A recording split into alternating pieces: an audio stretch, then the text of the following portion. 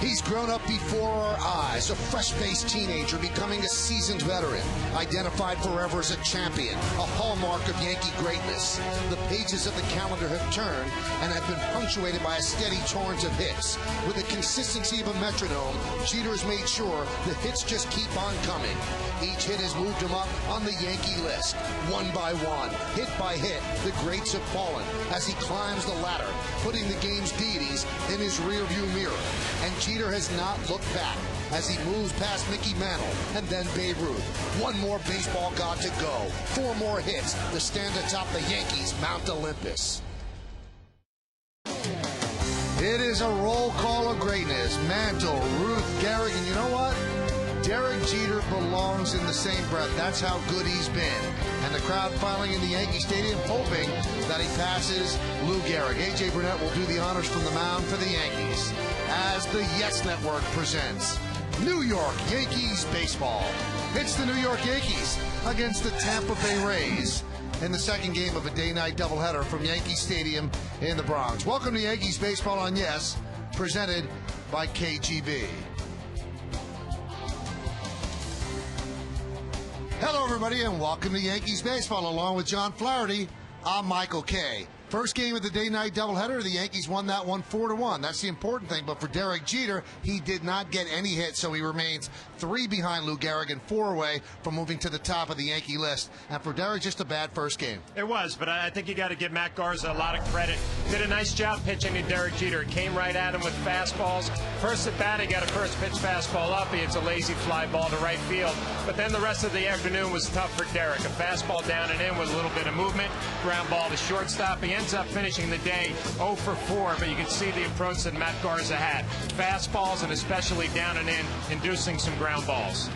So while Derek took the 0-4, his teammate Alex Rodriguez actually had a very good game. CC Sabathia was outstanding for the Yankees, 7 strong innings, and then Phil Hughes and then Mariano Rivera took it from there. And Alex Rodriguez was one of the hitting stars. He's on fire right now. He is, and he's done a nice job of shortening up that leg kick. Because of that, he's using his hands a little bit better. He was able to take care of the fastball down and in from Garza. A rocket in the first inning to left field, driving in Mark Teixeira. Then he gets a fastball away, just slaps it to right field. The approach is middle of the field, the leg kick a little bit shorter because of that 3 hits and an intentional walk. Well, let's look at tonight's New York Lottery pitching matchup for the Rays. Andy Sonnenstein against A.J. Burnett. 6-8, 6.62 against 10-8 with a 4.29 ERA. So Derek Jeter, the countdown continues, and he wants this over for sure. CC Sabathia did what he had to do in the first game. Now it's time for A.J. Burnett. How's A.J. been pitching? John Flaherty tells us next.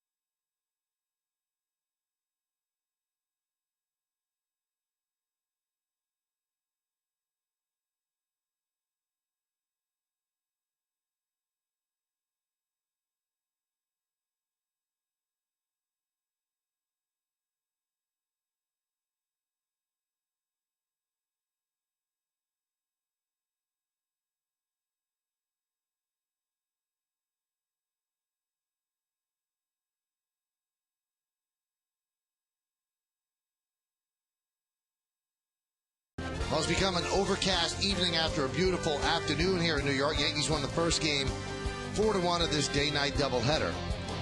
Hi, everybody, and welcome back to Yankees Baseball. That's John Flaherty. I'm Michael Kay. We'll have baseball in just a moment. The starter for the Yankees is A.J. Burnett, and to be honest, he has not pitched that great. Last time out, he struggled. He has not had a win since the end of July. What's going on?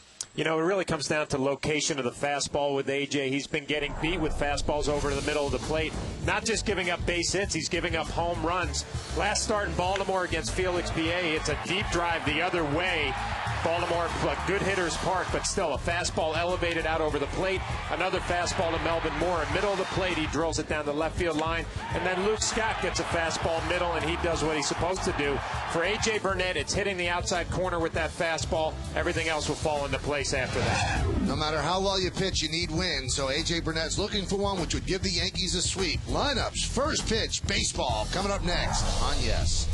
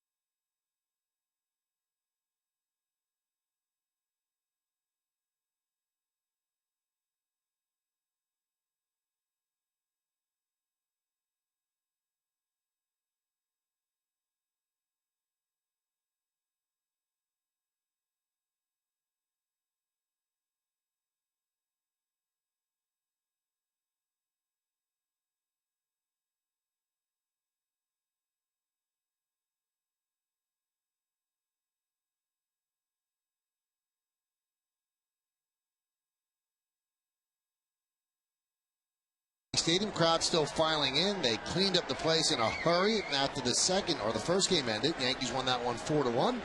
And now the crowd's still filing in for game two. A.J. Burnett is taking his warm-ups. Akinori Iwamori is ready. And let's do it here in the Bronx. And the first pitch is fouled back, and we are underway. Let's take a look at the Rays lineup against A.J. Burnett. We've already met Iwamori. We've got Gabe Gross in right, Longoria at third. It's Burrell, Ibar, and Zahn in the middle, and Upton, Brignac, and Perez the bottom of the order. Pitches inside. 1-1. The Rays are going to go to work against A.J. Burnett. It'll be his 28th start. 10-8, 4.29, 158 hits in 170 innings. Take a look at our G pitcher scouting report. It's time to shine if you're A.J. Burnett and the Yankees. You want to see some improvement. You only have a little bit less than a month left. It's time to get going. Had a season-high 11 hits against him his last outing against Baltimore. And if he hits that down and away spot with his fastball to righties, he should have a good day. That's been the problem lately. And that's fouled away. Iwamori pinch hit in the first game and struck out to end the game against Mariano Rivera. Missed 81 games on the 60-day DL, recovering from left knee surgery. It happened on May 24th at Florida. Sliding Chris Coughlin broke up a double play, tore his knee up. Right back to A.J. One away. Tonight's game is presented by KGB. Want to throw your friends a curve? Get your Yankee stats from KGB. Text your question to 542-542.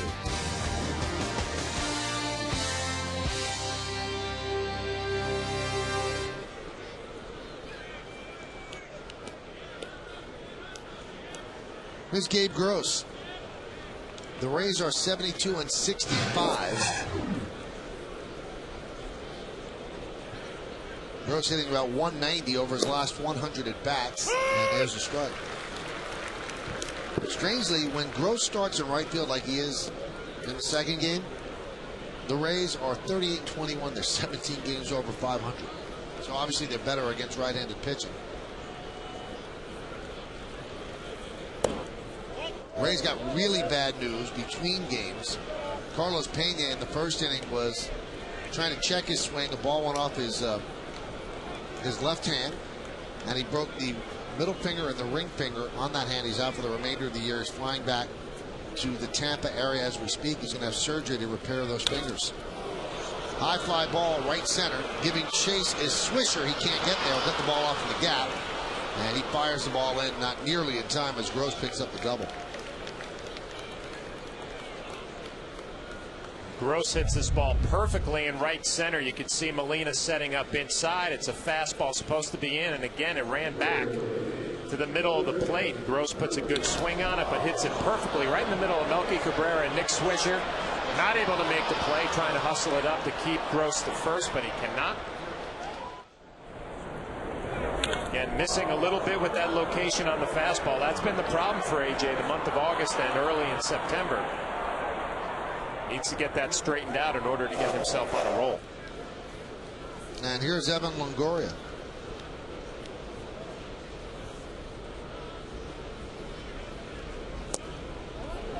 Now, you said on the post-game show after the first game that if that ball's tailing back, he might have a rough night. So tell me, John, why does the ball tail back? What's he doing wrong? I think he leaves a little bit early with his front side and opens up a little bit. And because of that, he can't drive the ball to that down and away spot. And because of that, the ball runs back to the middle of the plate. Dave Island's been doing a lot of work with AJ on his front side, his glove side. That was a hot shot. Harris Hester and down the left field line. Gross will score easily. Longoria will jog into second with an RBI double, and Tampa Bay's up 1-0.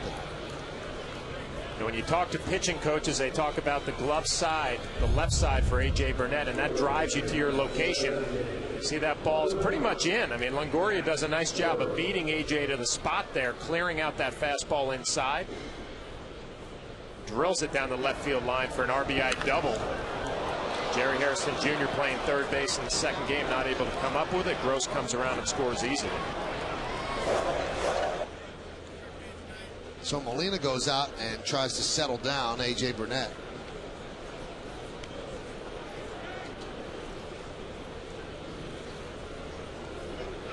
There's Pat Burrell, 4 hits in his last 23 at-bats.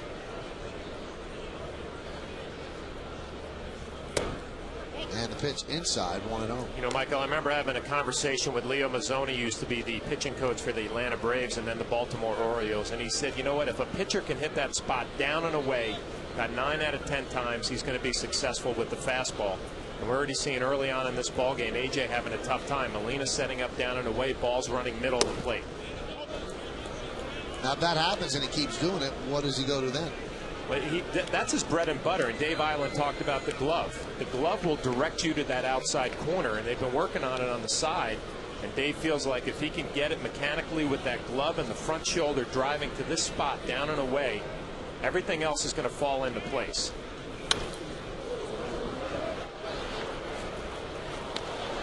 A lot easier said than done, but if you can go to the bullpen and you can nail 9 out of 10, take it out to your start, you're going to have a good chance.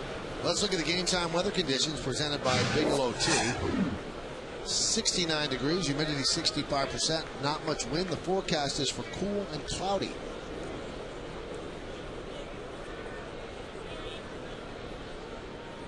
The 2-1. There he hits the corner. That's where he wants it. 96-mile-an-hour fastball. And the count 2-2. Well, you're right, Michael. That's the one. If you can hit that spot, as Alex Rodriguez observing, had a nice game in the first game, couple of hits, 3 hits. If AJ can hit that spot with his fastball, everything else is going to fall into place.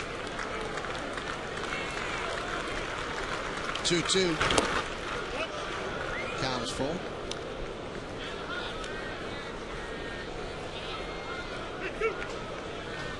Willie Ibar on deck.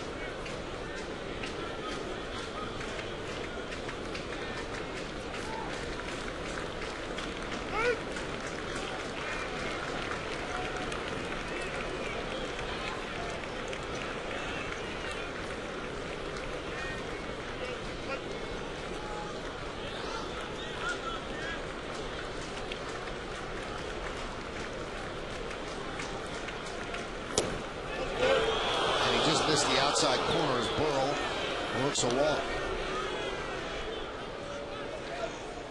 AJ a little frustrated he didn't get the call, but pitching coach Dave Island looking on, and I'll tell you what, he's probably pretty happy with where that ball ended up, because that means mechanically things are pretty good. You keep hitting that spot, eventually you're going to start getting some calls.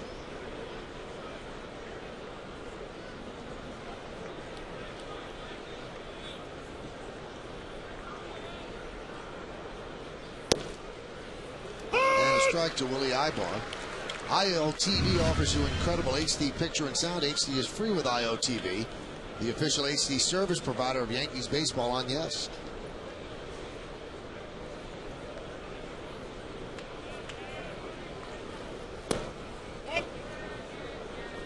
Willie Ibar is going to start getting some playing time at first base. You'd have to believe, with Pena, the broken fingers, going back to Tampa, going to have some surgery, and looking forward to spring training. Now his season is over. Ibar, one of those situational players, does a nice job off the bench for Joe Madden.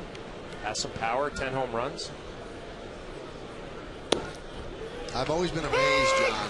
So many players get hit on the hands, and so few of them break bones. I guess it has to get you just right, and he said that his ring finger snapped like a pencil once the ball hit him. Well, I guess, you know, something was up. Obviously, the swing and a miss that he took, he grimaced in a lot of pain and was taken out of the game, and now his season is over. It's been that kind of year for the Rays. 1-2, swing and a miss.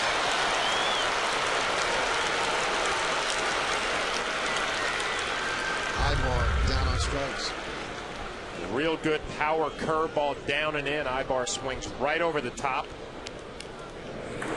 His hold at bat, AJ was in command. Good location with a fastball. Finishes him off with a tough curveball down and in. Well, he's building up a high pitch count. 20 pitches so far. And here's Greg Zahn. Count 1-0.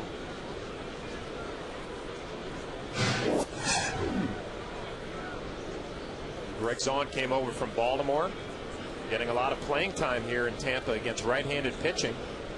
He's a switch hitter. Navarro playing against the lefties. Zahn playing against right-handed pitchers. Pretty nice to have two switch hitting catchers. Popped up, left field. Johnny Damon will make the play, and that'll do it.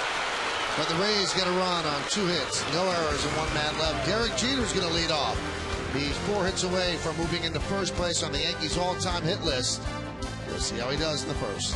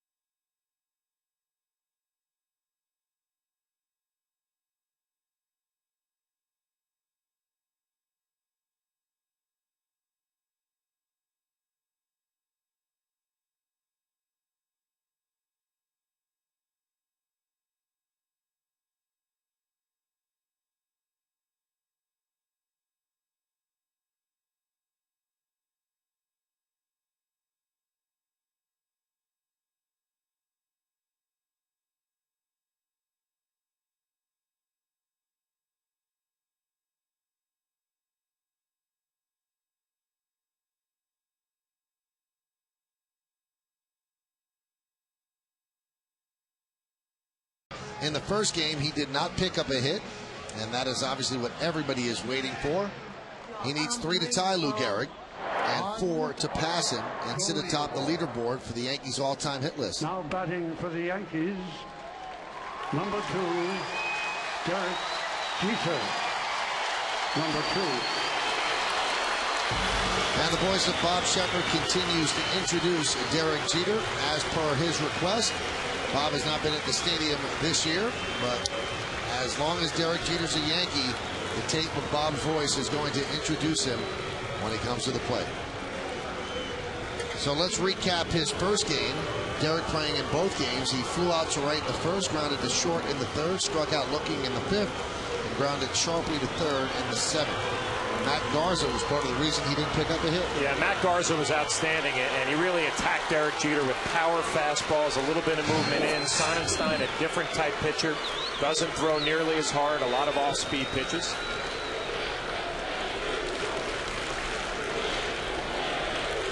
The 1996 Rookie of the Year, the 2000 World Series and All-Star Game MVP. First game ever was May 29th, 1995 at Seattle. And there's a strike, and the flash bulbs are going off with every pitch. Didn't see it in the first game because it was daylight.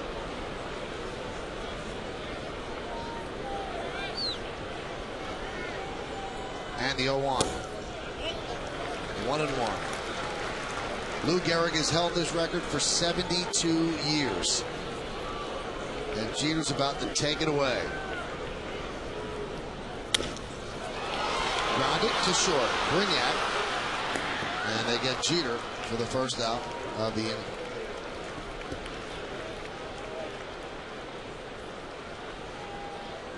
Now, we've never seen Jeter really be adversely affected by this sort of thing with all the flash bulbs going off, nor the pressure, but it's got to be something in the back of his mind, John.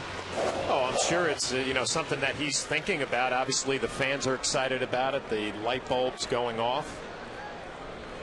There's Johnny Damon. He did not play in the first game. Okay, a pitch outside, 1-0. But Derek's not one of those guys who's going to press. Obviously, been in big situations, World Series hero. It's only a matter of time.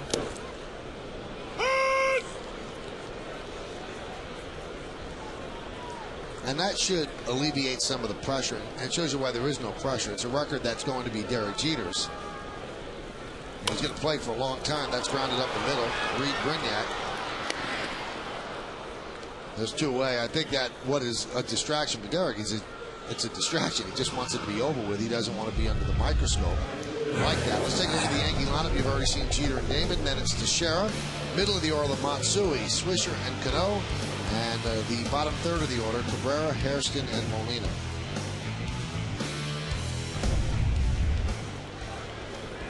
Sonnenstein deals to Teixeira. Check out the numbers on Sonnenstein. His 17th start. Not a very good year. 6.62 ERA and a 6-8 record. Look at our G pitcher scouting report. What happened? Last year he went from a postseason starter to the minor leagues. He needs to pound the strike zone a little bit more. That's what he did last year. He's kind of gotten away, and there's an open rotation spot for him to earn. Last year he was a strike throwing machine. This year the number's not as good, and I talked about it earlier. He doesn't have overpowering stuff. He's really got to get ahead in counts. 2-1. Grounded foul. John mentioned he was sent down to AAA Durham, and a 9 starts there, 5-3, but a high ERA of 4.40. There's David Price, one of the 5 Ray starters, and a postseason hero last year working out of the bullpen. And he's going to pitch tomorrow. 2-2. Swan and missed as Sonnenstein pulled the string, and Teixeira way out in front. The Yankees go down in order 1-2-3 here in the first inning. We go to the second. It's 1-0 Tampa Bay.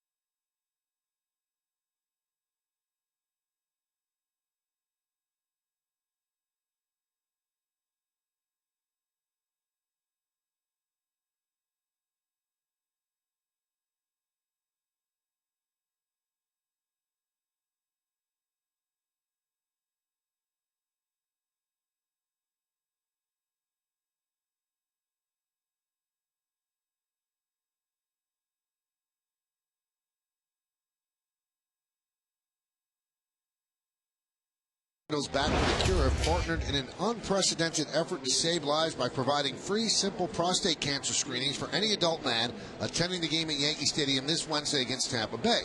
The free test will begin at 3 p.m. at the First Aid Office located on the main level behind home plate. Men over 40 are especially at risk for prostate cancer. The test will be conducted by doctors and medical technicians from St. Luke's Roosevelt Hospital Center and continue throughout the game. Men will be notified of the results within 2 weeks. We go to the second, and B.J. Upton will lead off against A.J. Burnett. And there's a strike. Upton has been out for 4 games with a left ankle sprain. Tampa Bay leads 1-0. Did not start in the first game. And he's had a different year than last year, that's for sure. Yeah, we talked during the first game about what happened with Tampa. You know, Upton hasn't had the same type of year. Navarro behind the plate hasn't had the same type of year. They've been hurt by some injuries, but Upton's numbers are definitely down. Well, he had left shoulder surgery and actually missed the first week of the season. They say he's healthy, but he's not having the same season as he had last year. Steve Henderson, the hitting instructor for Tampa, and, you know, Upton had a great postseason, hit 7 home runs, and they were really expecting big things this year. It just hasn't happened. Take a look at the scouting report. I mentioned he had a great October, 7 home runs, but only hit 177 in April. He still runs. He doesn't get on base a lot, but he has 37 stolen bases, and he's fun to watch in center field, an athlete who glides after the ball.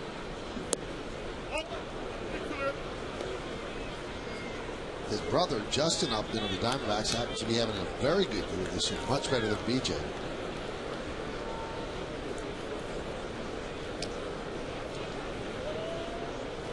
Pretty talented family to produce those 2 types of baseball players. If you missed it, White Sox beat the Red Sox 5-1 this afternoon. So that means the Yankee lead is back to 8.5 in the American League East.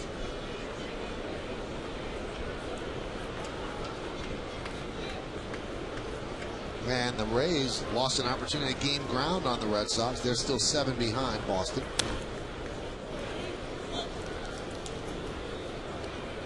Those are the standings in the AL East. I don't think the Rays really have a chance against the Yankees. Just 24 games remaining for the Yanks, including this one. They lead by 15.5 over Tampa Bay. The Red Sox, as we mentioned, 8.5. Everybody else far back in the rearview mirror.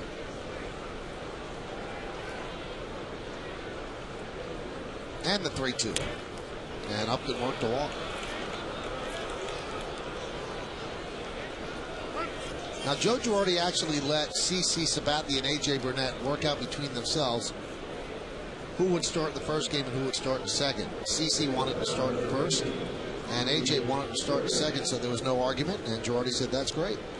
And it does show you something. CC Sabathia pitched in the first game, didn't get a decision, 7 strong innings, 1 run, but here he is in the second game, sitting on the bench like the Yankee starters have been doing this year. Why did A.J. want to pitch at night? Well, in the day, he's 4-3, 5.59. And in the night, 6-5, 3.46. So 2 runs per game less. I think that's also a respect thing for CC Sabathia, the #1 guy in the staff, and you defer to him. Whichever game he wants to start, you follow the lead. Where CC had that slider going in the first game, 10 strikeouts, devastating on the right-handed batters.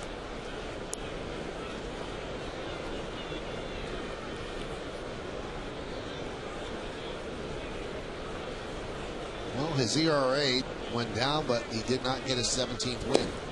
It's going to be interesting to see how the Cy Young Award voting plays out.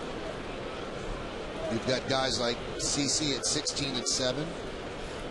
And then you've got Zach Greinke, who's having just a magical year, but he's not piling up wins with Kansas City. But he has an ERA in the 2s. The 1-0. Felix Hernandez with Seattle is also having an ERA in the 2s and has a couple more wins than Greinke. Josh Beckett was having a great year. Has hit kind of a tough stretch lately. Took a loss today against the White Sox. He's kind of fallen out of that race.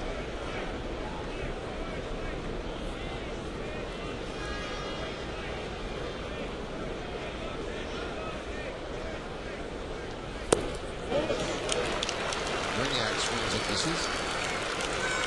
A.J. walked up in to lead off this inning, but his stuff in the second looks a whole lot better than the first. A quality curveball down that Brignac swings right over the top.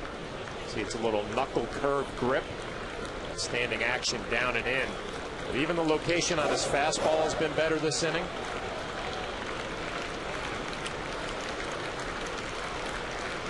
One, two. Swing and miss. Brignac down on strikes. Again, it's the power knuckle curveball, and the swings from Brignac not very good. Out in front, swings right over the top, a little wave. And a good look at the break there from that angle.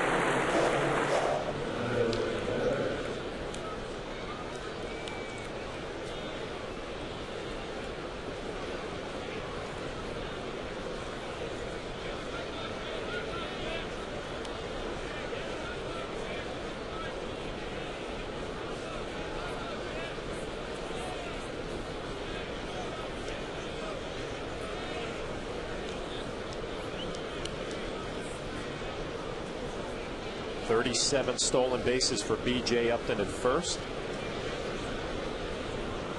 The Rays have 170 stolen bases. That's first in the league. It's always been a big part of their attack.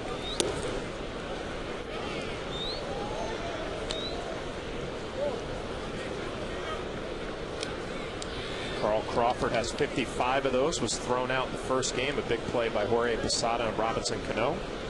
Gets a second game off. You know he'll be available later on, maybe to pinch hit, possibly pinch run.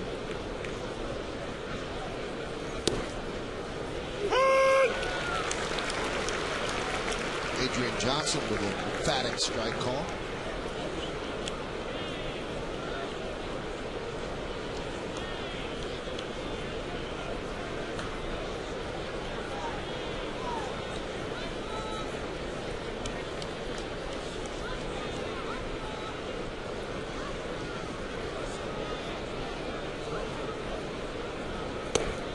Breaking ball inside, 2-1.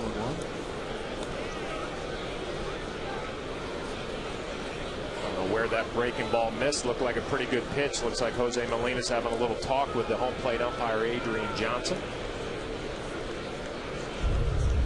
We get another look. Jose setting up away. It ends up middle in, but looked like it had a lot of plate. Just because he missed the glove doesn't necessarily mean it's not a strike.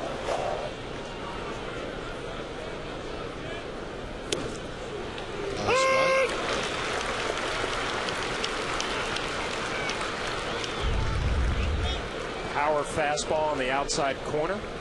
Maybe just a little bit off. He gets the benefit of the doubt on the call.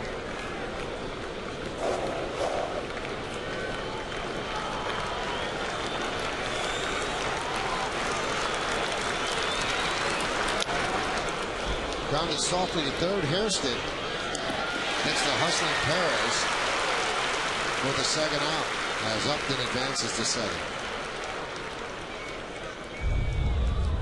Again, the location down and away, you can't do a whole lot with it.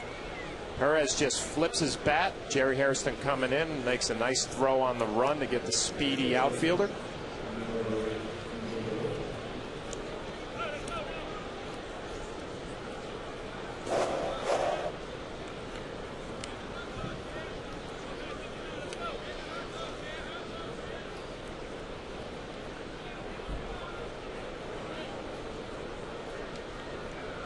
.39 pitches for AJ, and he deals to Iwamura outside.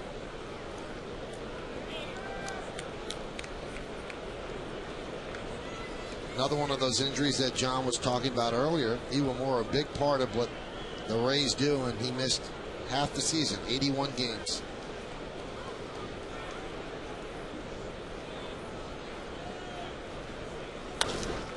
Driven out to left field. Going back Damon. Still back.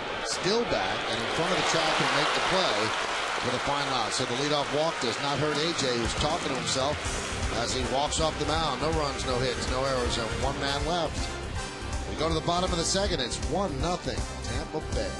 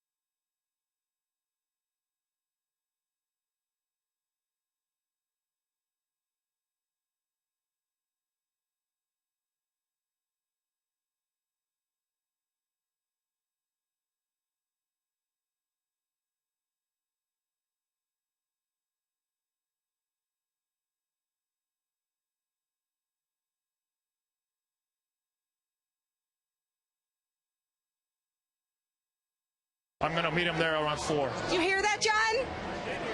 I did hear that. He hears it. I'm going to invite you for him, so you're invited. 5 o'clock. I'll meet him there. Well, John, you did spend the between game time at NYY Steak. I was clearly not invited. Did Jorge join you? No, he stood me up. Good. See? Now, you're happy about that. I'm thrilled about it because I couldn't get an invite, so I'm glad you got stood up. Really? Well, actually, I had a great dinner with my family. NYY Steak, the people down there were outstanding.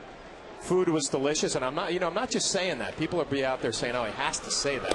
It was outstanding. No, you paid. You don't have to say it. If they had comped you, yeah, you'd have to say it. That's true. But they didn't comp me, and Jorge Posada stood me up, and I'll be at his charity event Thursday night, and I'll remind him of that. Karma really stinks sometimes. There's a strike. How was your dinner? The chicken fingers were great. How was your company? I like myself.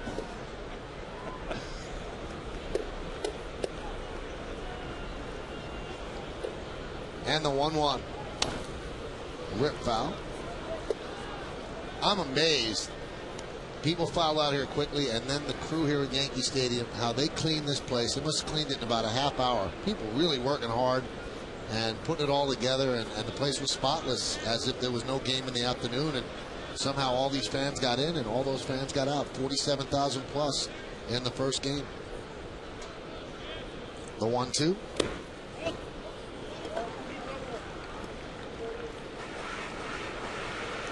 Another great crowd for this game tonight, too. I mean, the makeup game, a lot of fans here.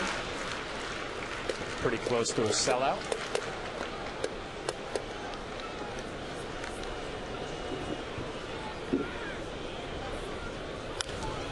You know, one thing, for those that watched the first game, and John twice in the batting practice show me during the game told me that I was not welcome at dinner with him.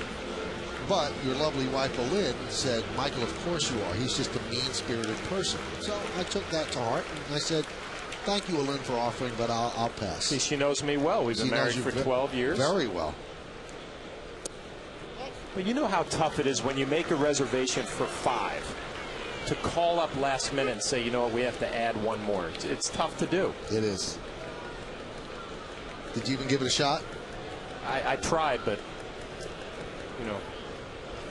The 3-2, and Matsui works a walk. Yankees first base runner.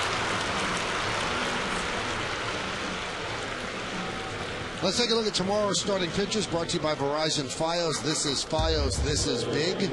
David Price will go for the Rays, 7-7, 4.75 against Chad Godin. He goes for the Yankees at 5-10, 4.98. Our coverage will begin at 7 p.m. on My 9. Oh, yeah. That's what I'm talking about.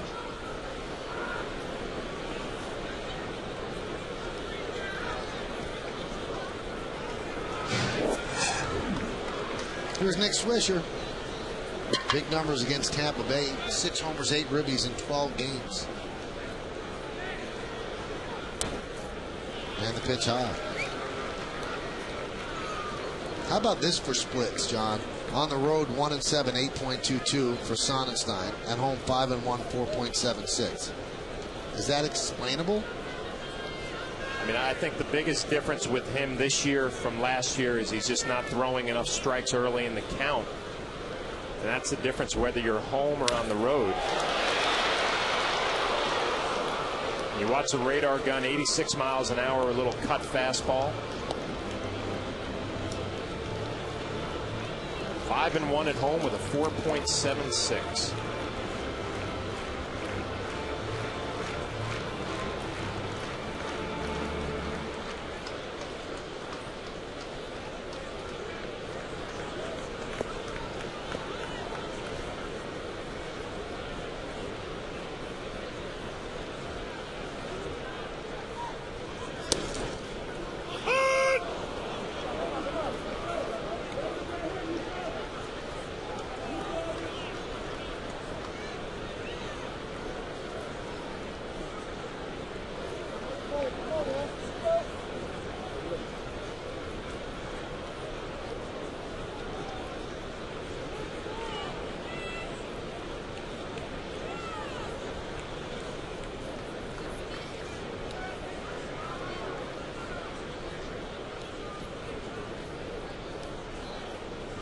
And the 1-2. Now, while you were dining between games, John, I was fielding a lot of emails from people, a lot of fans, and a lot of people actually wrote and said, what's the deal with Joe Madden's hair? It was white during the playoffs, and it's not now. Obviously, he's dyed it. Now, I didn't know if it was vanity, but we find out that he has themes on road trips, and one of the themes was that they were going to dye their hair, kind of an Elvis thing, and he dyed his hair. I don't know if that's a ruse for him to dye his hair, but that's the difference in color, though. It was all white last year. It was silver. The 2-2.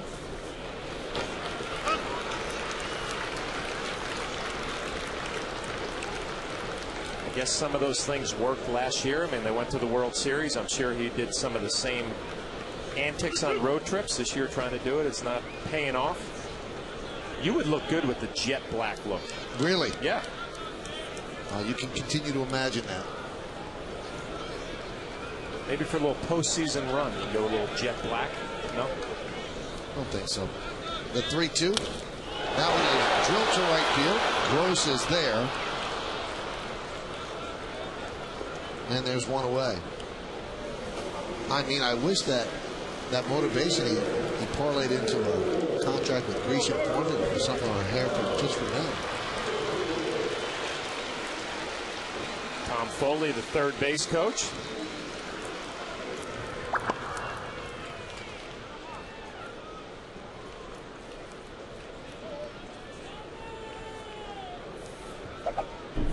There's Robinson Cano.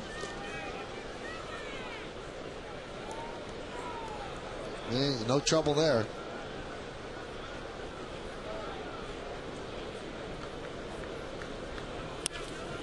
Grounded to third. Longoria to Iwamura. On to first. Hits and around the horn. 5-4-3. Double play.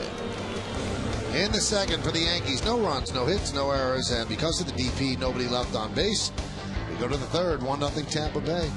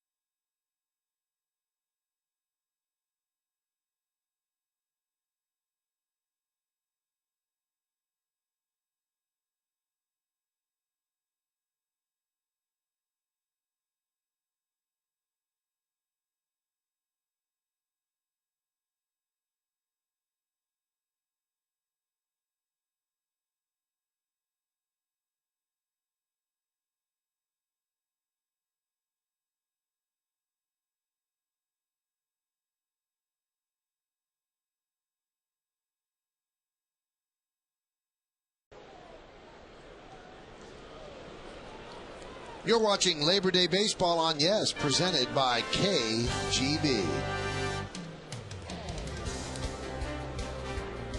Well, everybody here at the Yes Network hopes that you had a great Labor Day weekend, finishing up now. Maybe you just got home from a weekend away. Hope you're enjoying yourself today. And Gabe Gross takes a pitch low, check swing, and Tim Welke said he did not go. So the count is 1-0. On the Modell's scoreboard, it's 1-0 Tampa Bay. Modell's is the official sporting goods retailer of the New York Yankees. And the pitch. That one off a shin guard. Don't know which shin guard. Count 2-0.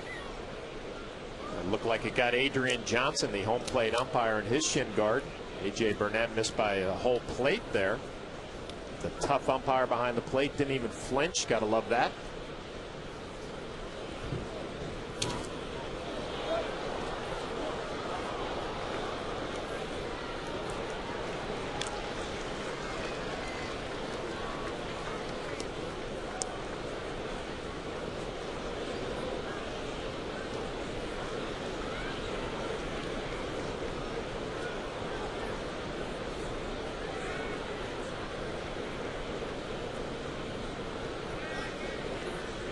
One. AJ's building up quite a pitch count. That was his 45th pitch. 24 strikes, 21 balls, so not a great strike to ball ratio.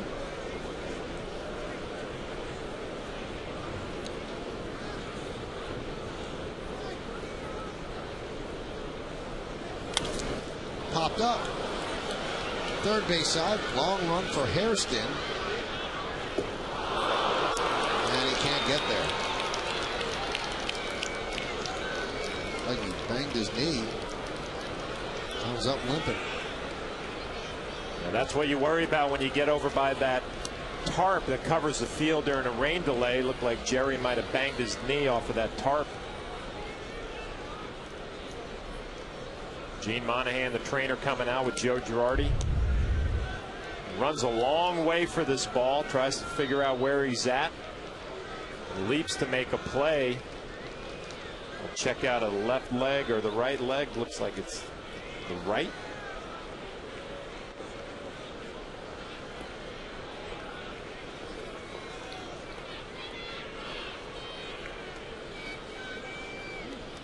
I don't know. Yeah, didn't really bang it that hard. Maybe he twisted a knee over there.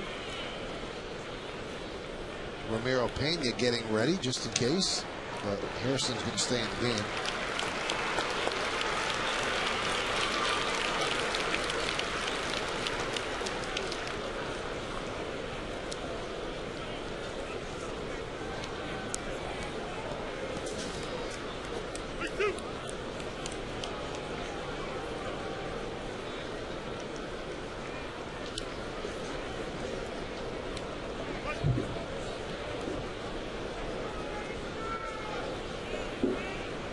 And the 3-2.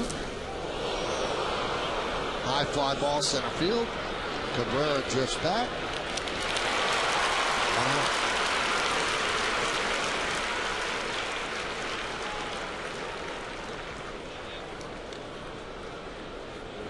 Well, there's a shot of the Mohegan Sun Sports Bar. Situated in center field at the new Yankee Stadium, the Mohegan Sun Sports Bar is a great place to gather and enjoy the game. Mohegan Sun, a world of play.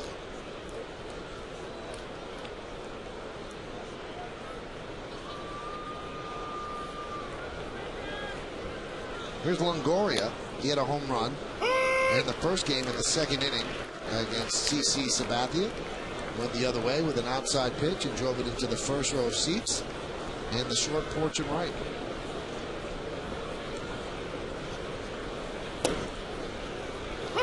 Count 0-2. Well, the home run was in game one against CC Sabathia. Again, you check out the pitch. It was pretty much middle of the plate. Drives it out to right field. He had a double off of AJ, his first at bat on a fastball inside, so he's covered both halves. That one is laced into right center field. It's going to be a base hit. Cut off in the gap by Nick Swisher and fires in quickly, and he holds Longoria to a single. That's why he's already a star in this league, and he's going to get better. He covers the whole plate. Fastball out over. Line drive to right center. AJ tried to bust him in his first at bat, and he cleared that out. Now he tries to go away. 2 for 2 with a double and RBI, and now a base hit. Check out the plate coverage for Evan Longoria. Ball out over, not quite on the corner, but not too bad. Nice job of hitting.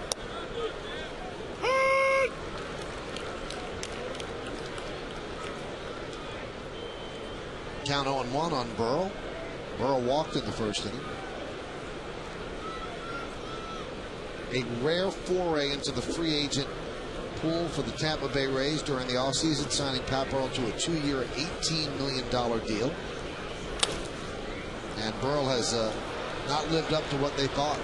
They want a right-handed power, and you see what he's done. 13 home runs, a 235 average.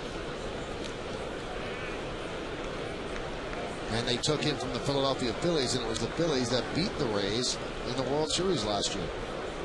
And then the Phillies traded up. They didn't sign Burrell, and they signed Raul Ibanez, who's put together much bigger numbers from the other side than Pat Burrell. And Burrell goes down on strikes, and that's a pitch gun he's so susceptible to. Pat Burrell, his whole career, has been one of those guys you can pitch to. If you make quality pitches, you're going to get them. It's a good curveball down and away in the dirt, a weak hack. But if you make a mistake, in the past he's been able to drive it. 30 home run power, not translating this year in Tampa Bay.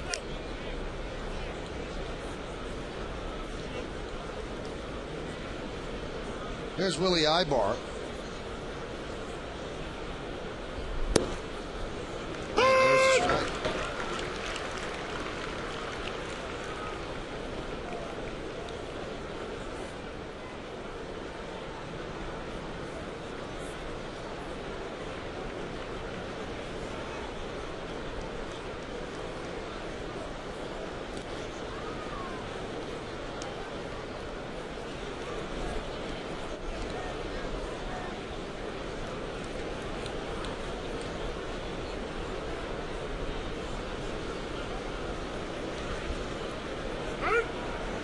Time is called, and Molina wants to talk things over with Burnett. A lot has been made of the pairing of catchers with A.J. Burnett. And Molina gets the start behind the plate with A.J. tonight. This copyrighted telecast is presented by authority of the New York Yankees and may not be reproduced or retransmitted in any form, and the accounts and descriptions of this game may not be disseminated without the express written consent of the aforementioned New York Yankees. When you were catching every day with Tampa Bay, John, were there certain pitchers that didn't want to pitch to you? Well, there were a few, of course. And as a catcher, does that insult you? Do you feel hurt by it? Well, yes, you take it personally. I mean, it's one of those things that I took a lot of pride in what I did behind the plate, calling a game, working with a staff. So, of course, you know, your pride takes a little bit of a shot, but I think you got to realize that there are certain personalities that work well together. Other personalities aren't the best. But what you want at the end of the day is somebody that appreciates the pitcher-catcher relationship. And let's face it, A.J. Burnett has the kind of stuff. It shouldn't matter who's behind the plate. And the 0-2. Swung on and missed. He strikes out Ibar. So Burnett works a scoreless third. No runs a hit, no errors, and one man left on base. Let's go to the bottom of the third inning. It's 1-0 Tampa Bay on yes.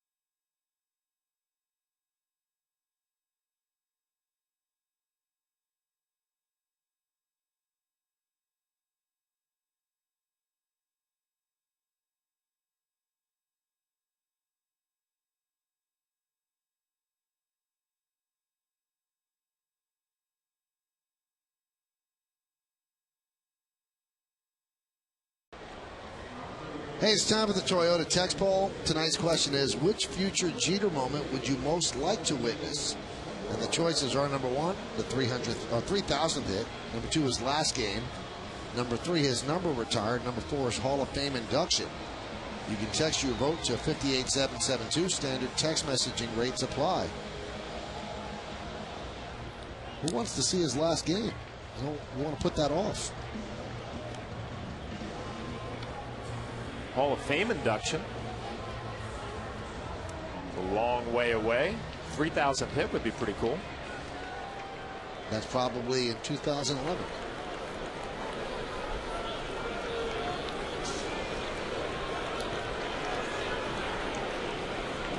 Modell scoreboard 1-0 Tampa Bay. Modell's the official sporting goods retailer of the New York Yankees. Pitch outside to Melky Cabrera.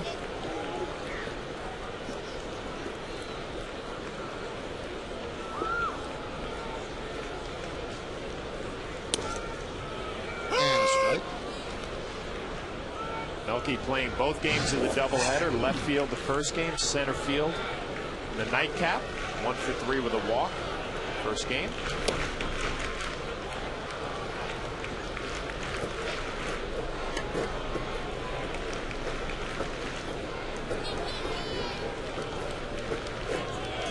The 2-1. A strike.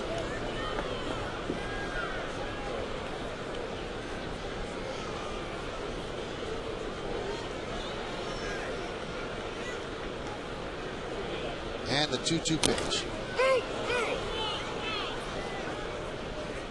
I think he got Melky on the helmet.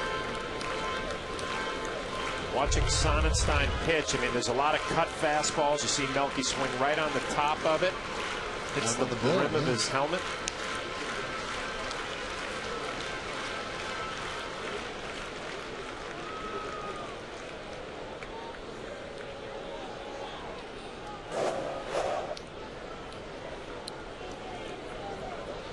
Two.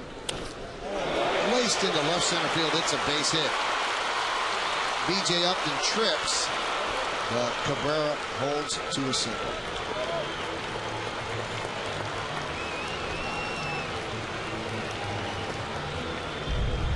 It's another cut fastball from Sonnenstein. He tries to go back door. Melky Cabrera just stays on it. Drives this to left center field. Nice simple approach inside out. Aggressive base running, a big turn when he saw Upton slip a little bit. Melky was thinking about taking second base. Coming out of the box hard, thinking two, but he holds up.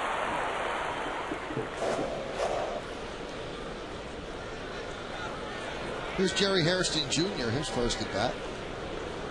And for the second time tonight, Sonnenstein works from the stretch, and he deals a strike.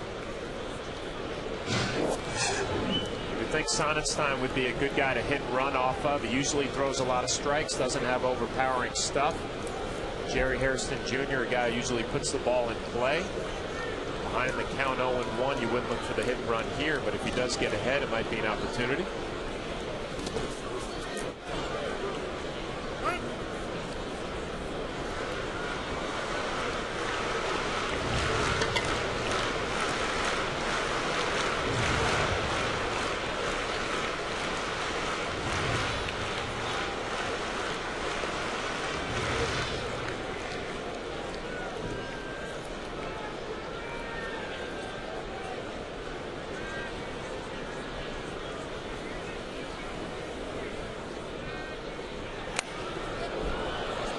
They started, the runners had the hit and run, and Hairston fouled it away. Yeah, you just like all the combinations there. Sonnenstein not an overpowering guy. Hairston a simple approach, put the ball in play. You got a pitch to hit, just fouled it off.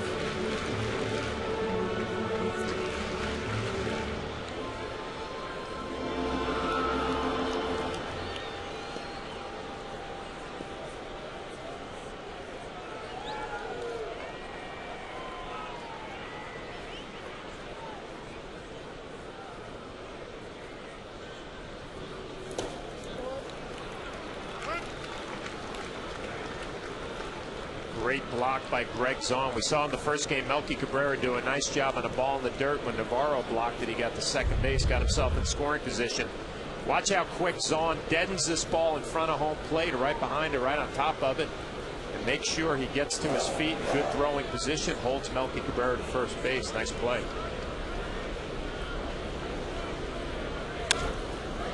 Driven the other way.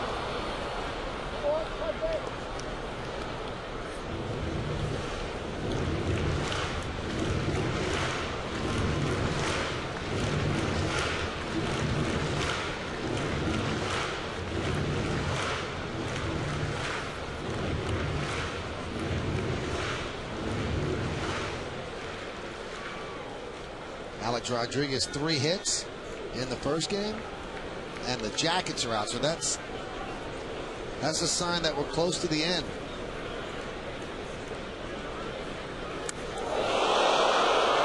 And Hairston gets dusted.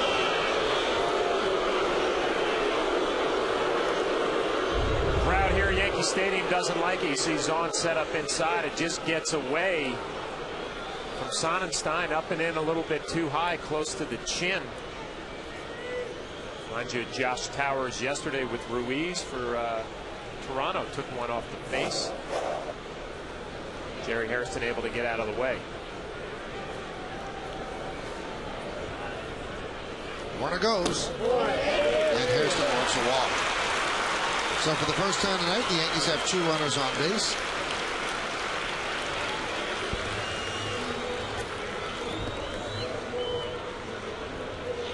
Rays have to be expecting a sacrifice bunt here. Jose Molina.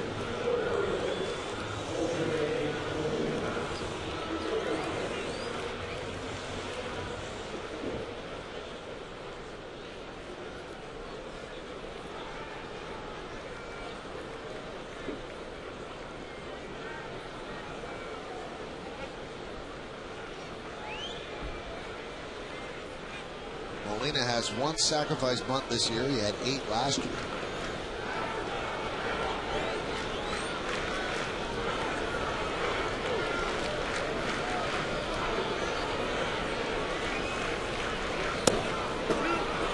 And a strike. That was a sacrifice bunt. Jose Molina a little late squaring around. You really want to give yourself up. Everybody in the ballpark is looking and expecting the bunt, but he was a little late there squaring around. Gloria backing up, not thinking that there is going to be a bunt now. But Ibar is in on the grass at third. And there wasn't a bunt as Molina swings and misses. Joe Girardi taking a little bit of a gamble. You show bunt the first time, and then you turn your hitter loose, hoping he can run into a fastball. Jose Molina got the pitch, just swung through it.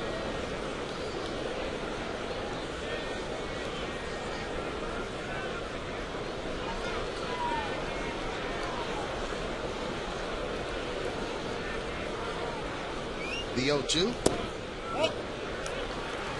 1 and 2 on deck for the Yankees is Derek Jeter, so Molina is the number 9 batter in the lineup. Derek so far today is 0 for 5, 0 for 4 in the first game, grounded out to short here in the first inning.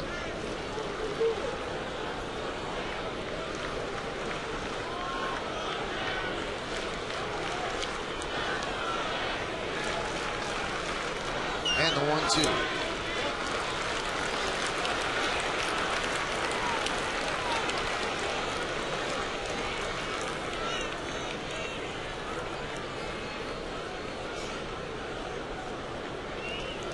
Jose Molina at his best offensively when he gets behind in the count like he is here. He just tries to shoot a ball to right field.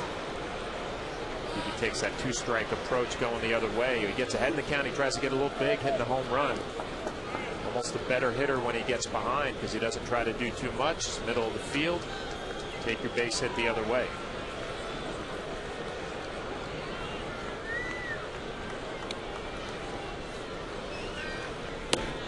And he's worked the count full.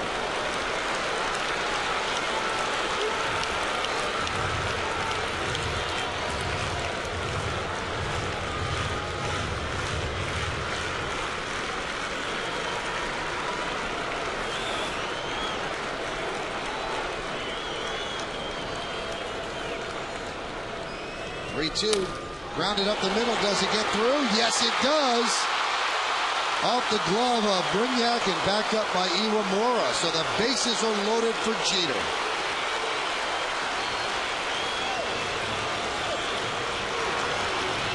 Keenan does a nice job just staying up the middle. Don't try to do too much. Brignac kept it in the infield. Now Derek Jeter a chance to do some damage.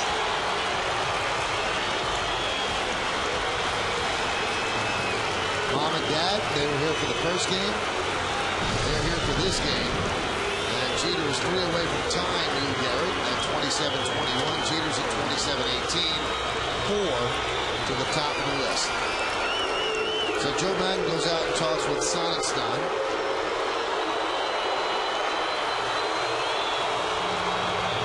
In his lifetime, Jeter's had just 1 grand slam, and that was against the Cubs. Obviously an interleague play across the street at the old Yankee Stadium.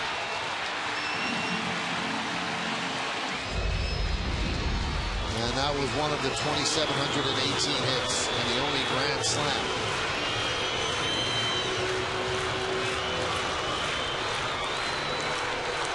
A big press gathering here at Yankee Stadium, poised to record history. Dr. Charles and Dorothy, Derek Jeter's parents.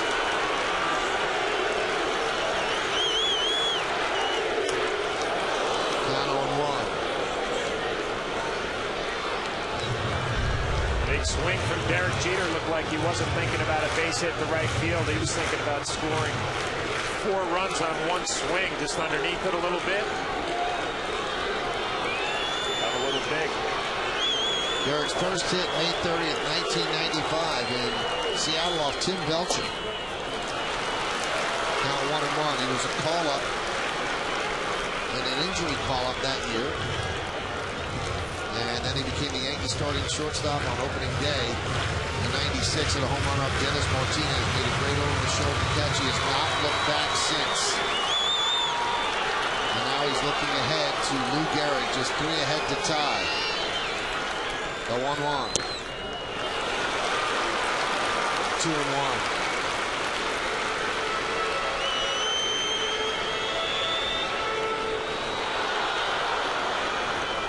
Andy Pettit, except for those 3 years in Houston, has seen most of Derek Jeter's hits.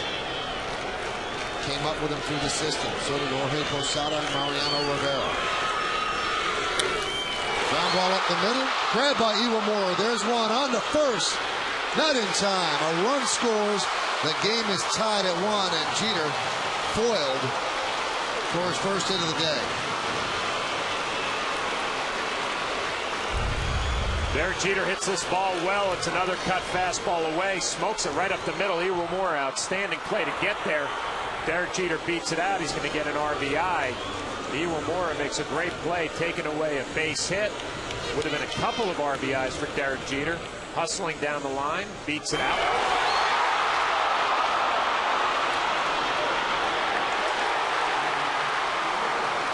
Mom and Dad living and dying with each hit. Joe Madden goes out and argues with Gary Cederstrom. He's made a couple of trips to the field in these 2 games to no avail. So the game is tied at 1.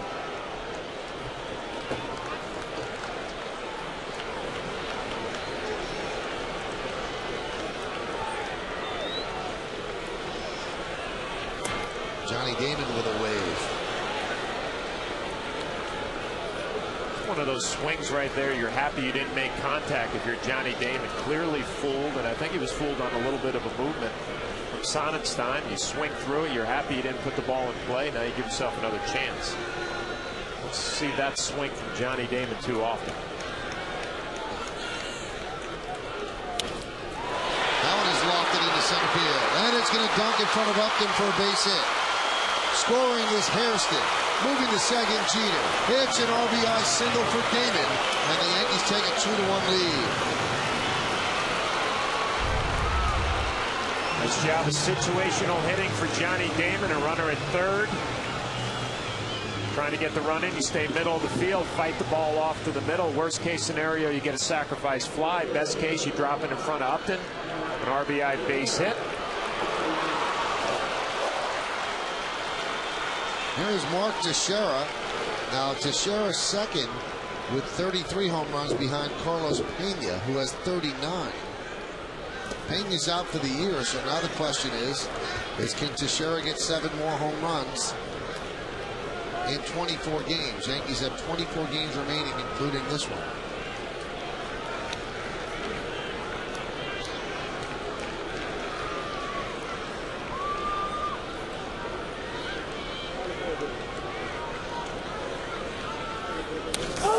That one's driven deep to center. Up and back. Still back. Still back. Looking up. See ya! A 3-run home run into Monument Park. And the Yankees jump ahead 5-1 on Mark Teixeira's 34th home run of the year. And the ball's right there for Lou Gehrig to look at.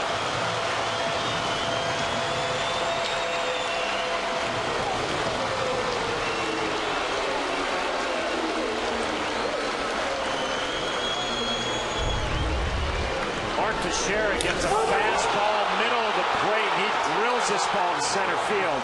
There was no doubt about it. When you watch Upton, he just turned his back, gave a little courtesy jog. He knew this ball had plenty of distance. A big 3-run home run, his 34th home run of the year. So it all falls apart for Sonnenstein in this inning. Sometimes you could tell by the sound of the bat, Upton just turns around, a little courtesy jog. He knew he didn't have a play. Matsui with a shattered bat. And it's a foul ball. So Mark Teixeira has been struggling of late. In the first game, he was 1 for 3. And now he is 5 behind Carlos Pena, who will be stalled at 39. He is out for the year with the 2 broken fingers. He suffered that in the first game. But Teixeira 5 for his last 26. Check that, 5 for his last 27 before that home run.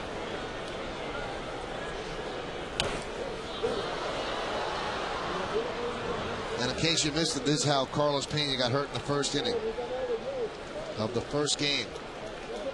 The middle finger and the forefinger are the cracked fingers. And then the next swing he tried to check, dropped the bat, and he knew that his season was over. 0-1-2. Fouled away.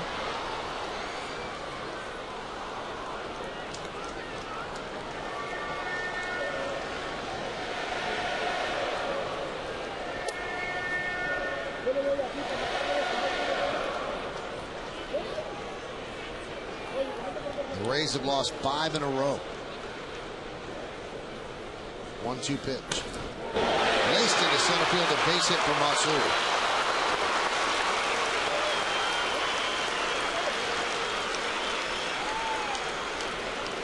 You watch Sonnenstein's stuff. I mean, it's just not overpowering. We talked about it earlier. This is a rolling curveball up middle of the plate. Hideki Matsui just slaps it to center field. This is a hanger. This could have been a lot worse if you're the Rays. The ball could have went a long way. Hideki Matsui just stays on it and drives it right back up the middle. The Yankees offensively all over Andy Sonnenstein here in the third.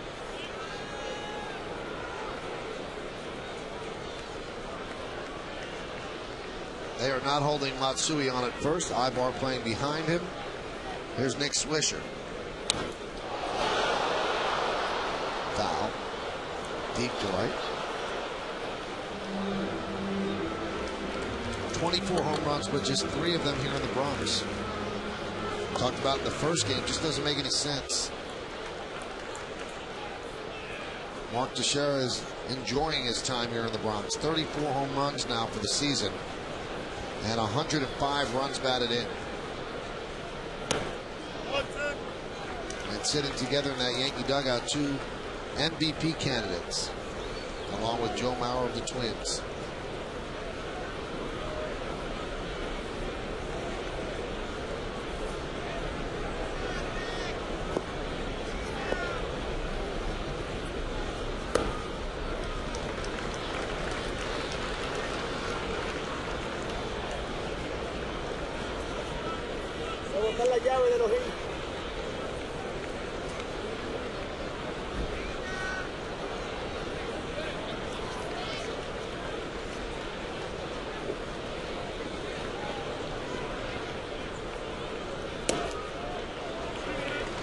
And the count goes to 3-1.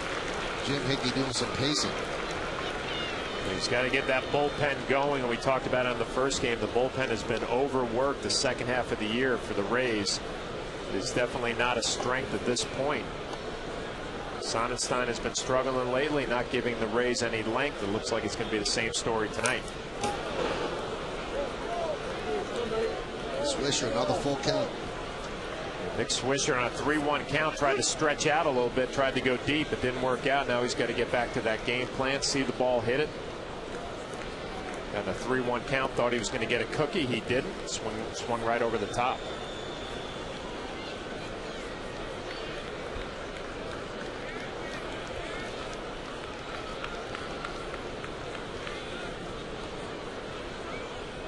Three-two, and Swisher walks. Still just one out, first and second. Chad Bradford, who pitched in the first game and not too effectively, warming in the bullpen right now.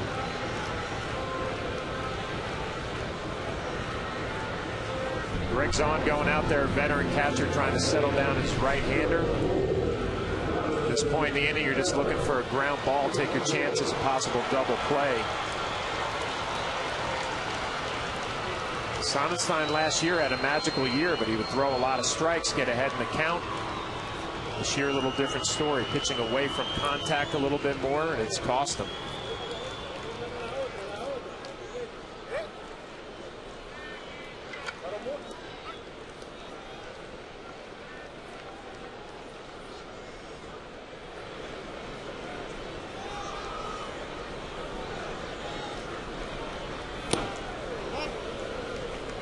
Count 1-0 on Cano. Cano wrapped into a double play in the second inning. And Sonnenstein about to throw his 40th pitch of the inning. 64 total, so he lost it in a hurry.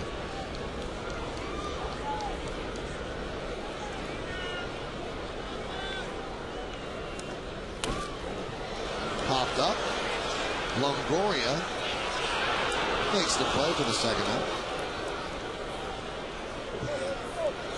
And with Cano's at bat, the Yankees bat around. Sonnenstein needed that, a little pop-up from Robinson Cano. Longoria gets to the fence, puts his right hand on it, makes an easy play. Sonnenstein trying to grab a rotation spot. Kazmir being traded to the Angels. Rays giving him another opportunity in this rotation, but not taking advantage of it tonight. Here's Melky Cabrera, who started this with a single to center field. Checks the swing. Did he go? No, said Tim Melky.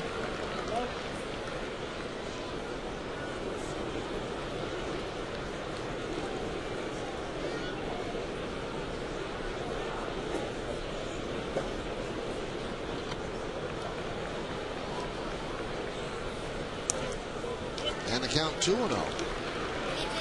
Well, Michael, I'm watching Greg Zahn behind the plate. I mean, this is a tough game to work. You're setting up inside, the pitch ends up away, trying to figure out a way to get your young right-hander through an inning.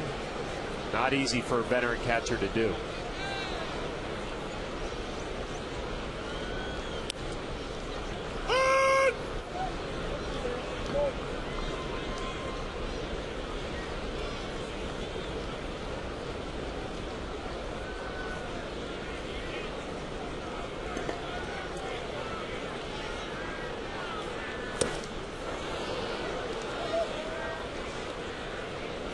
And the count 2-2. 2 balls, 2 strikes, 2 outs, 2 on. 5 already in for the Yankees. We're in the bottom of the third.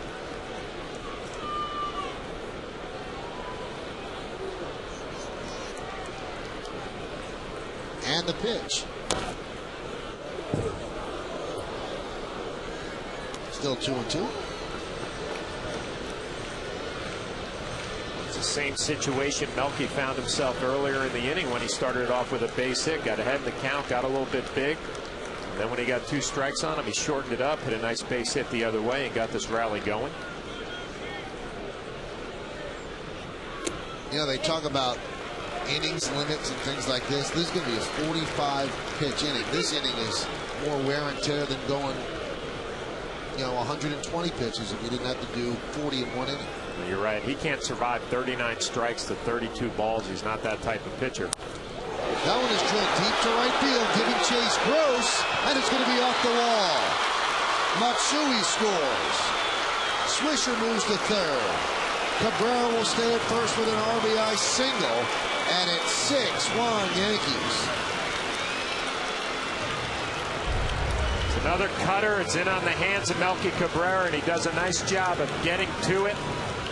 The only question whether it had enough to get out of here. See him sit on his back leg a little bit. Almost got jammed, it looked like, and still drove it off the wall. An RBI single. 2 hits in the inning for Melky Cabrera. 47 pitch inning for Andy Sonnenstein. That'll be all that he's going to throw. So Sonnenstein departs. His struggles on the road continue, and Madden goes to the bullpen with the Yankees leading 6-1 here in the third.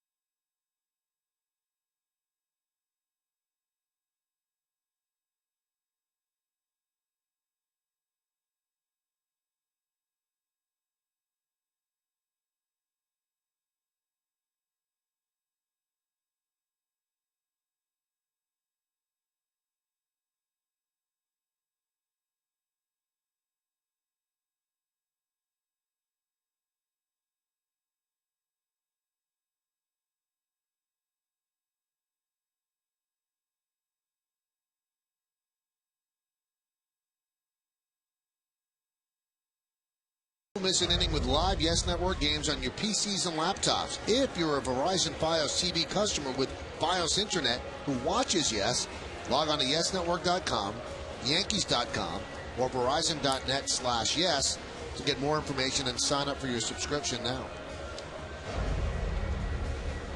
Paul Simon at the game. He's had a lot of these games. Call to the bullpen brought to you by AT&T, your world delivered. Sonnenstein's night is over. 2 2/3 innings, 6 hits, 6 runs. The runners on base, his responsibility. 3 walks, 1 strikeout, 72 pitches. And John, he just didn't have a pitch to get people out with. No, he didn't really have enough stuff tonight. His stuff was a little bit short. And he's got a nice little cut fastball, but I talked about it. He can't walk 3 people in the American League, especially the American League East, because he doesn't have enough stuff to get away with it. Bradford hits in the first game, finds himself here in the 3rd inning in the 2nd game. It's been a constant theme for the Rays. Their bullpen is running on fumes right now. Slow breaking ball for a strike. The bullpen has been overworked, and obviously this game is not going to help that situation.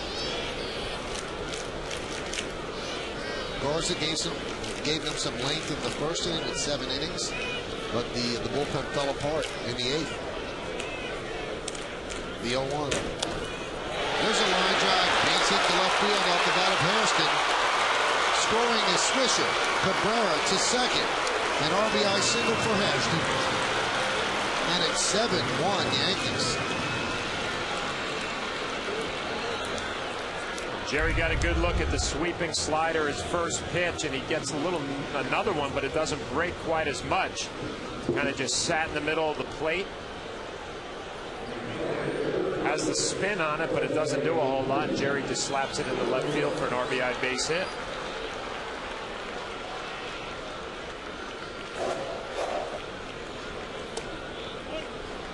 Molina takes pitch inside. Molina with a single off the glove of Brignac earlier in the inning.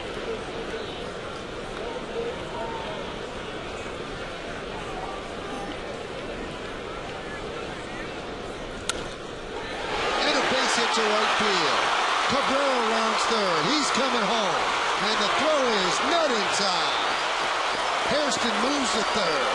Molina 2 for 2 in the inning. And the Yankees are pouring it on. They lead 8-1.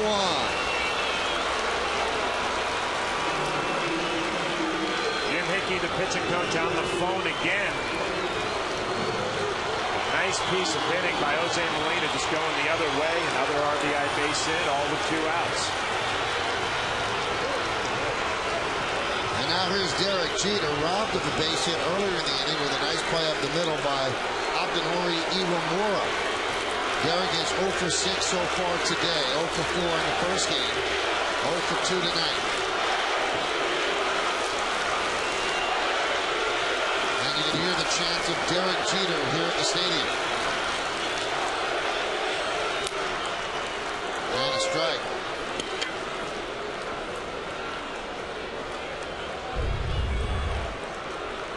Each pitch accompanied by lights going off. Trying to catch this moment. The 0-1. Foul back, 0-2. Let's go all the way back to his first hit. That was May 30th of 1995, and a younger looking Derek Jeter standing next to his future teammate, Tino Martinez. And those are the milestone hits. 2000, number 1000. 2006, number 2000. Last year, 2,500. September 9th of last year, he passes Babe Ruth for second all time. Now in this line to left field, Perez is there. And in an inning where the Yankees get 8 hits, Derek Jeter goes 0 for 2. So on a day when he wants those hits, he wants hits every day. Not to be so far today, he's 0 for 7. But in the third, 8 runs on 8 hits, and the Yankees strand 2. It's 8-1 Bombers.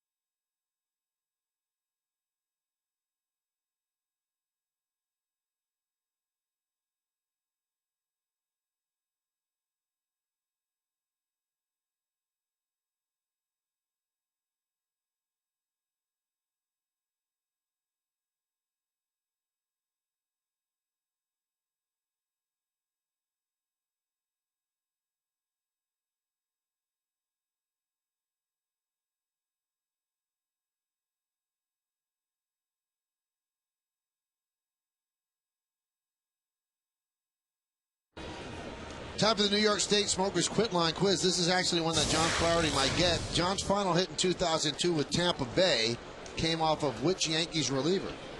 You know that, John? No idea. You really don't know? No.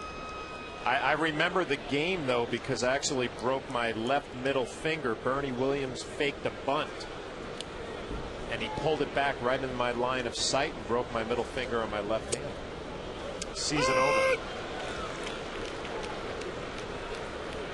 So the hit came before that? Obviously. So it was like in the middle of the game? In the 8th inning, I caught the rest of the game and got x-rays after. It was broken. Season over. Ground ball and through for a base hit. You caught the rest of the game with a broken finger. Wow.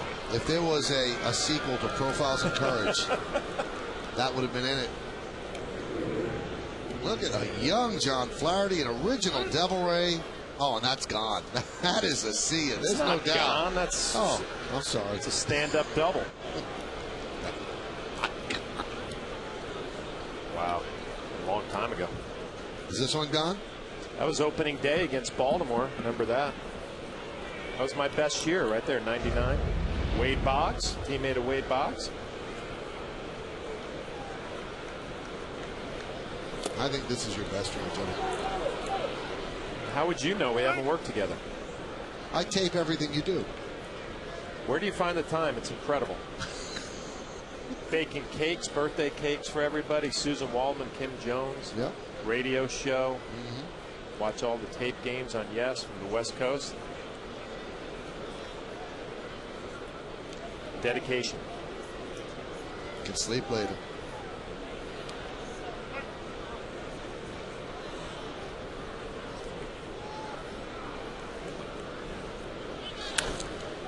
Popped up to Shara. Runs out of room. Now, I want to remind everybody, tomorrow's game is on My 9, starting at 7 o'clock. But, because Derek Jeter is in pursuit of this all-time Yankee record, we're going to have a pregame show at 6:30 on Yes. And then once the game's over on My 9, we'll have a postgame show on Yes as well. So, try to remember that. Join us at 6:30. Join us right after the game on Yes, and we'll be here doing the game on My 9. There was a strike to B.J. Upton, 1-2.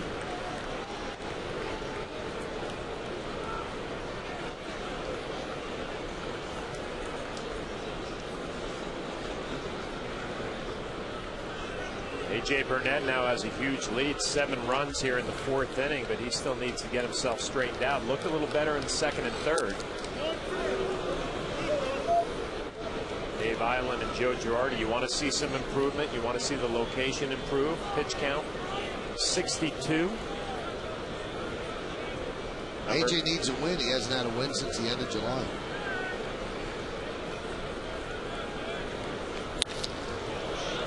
Lofted to right field. Swisher. 1 out. Now, do you pitch differently, John, with the 8-1 lead?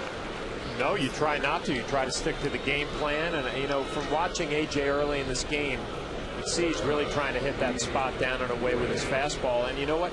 You got a nice relaxed ball game going. You got a 7-run lead, a good time to work on some things and kind of get that rhythm that he had earlier in the year, in the middle of the year, when he was really on a nice roll.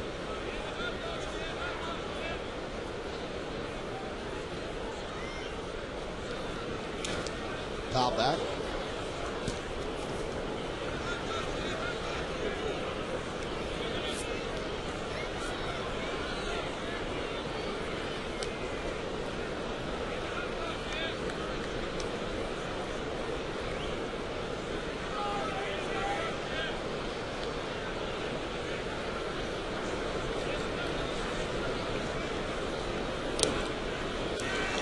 Count 0-2. Perniak's 23 years old and was named the International League's best defensive shortstop. He can pick it at short. But they're doing all right with a shortstop. Jason Bartlett is their everyday shortstop. Made the All-Star team this year. And the 0-2 pitch. Perniak swings and misses. Strikes out against Burnett for the 2nd time tonight. Yeah, he's shaking his head. He's had a tough time with the curveball. I'll celebrate the inaugural season of Yankee Stadium this Wednesday, September 9th, when the Yankees take on these very same Rays. The first 18,000 fans in attendance will receive an inaugural season Snoopy Yankees doll, courtesy of MetLife. For tickets, log on to Yankees.com. Visit the Yankee Stadium ticket window, Yankees clubhouse shops, or call Ticketmaster at 877-469-9849. Fernando Perez takes a strike.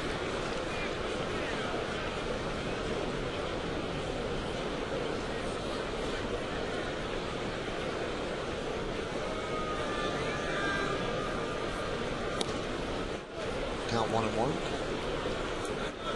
Fernando is from Columbia University, an Ivy League player in the big leagues.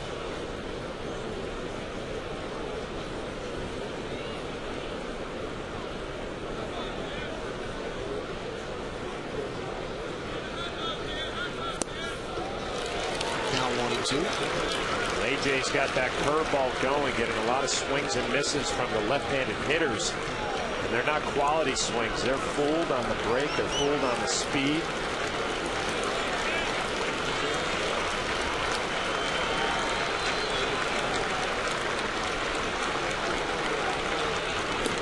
Strike 3.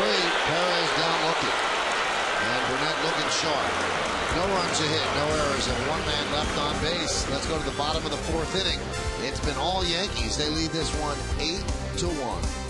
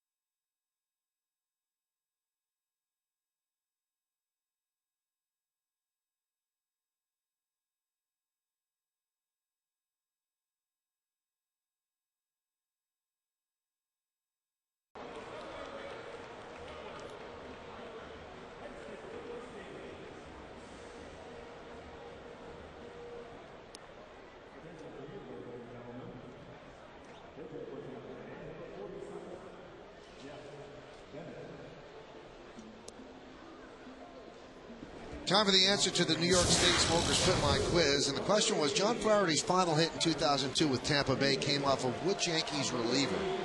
Want to guess, John? I really have no idea. Let's see. Steve Carsey. So that was your last game ever with Tampa Bay. You didn't even realize it. I didn't realize it at that point. I was looking forward to it being my last game with Tampa Bay, that's for sure. Why? It's time to go. 5 years. Coming up on free agency, it was time to move on.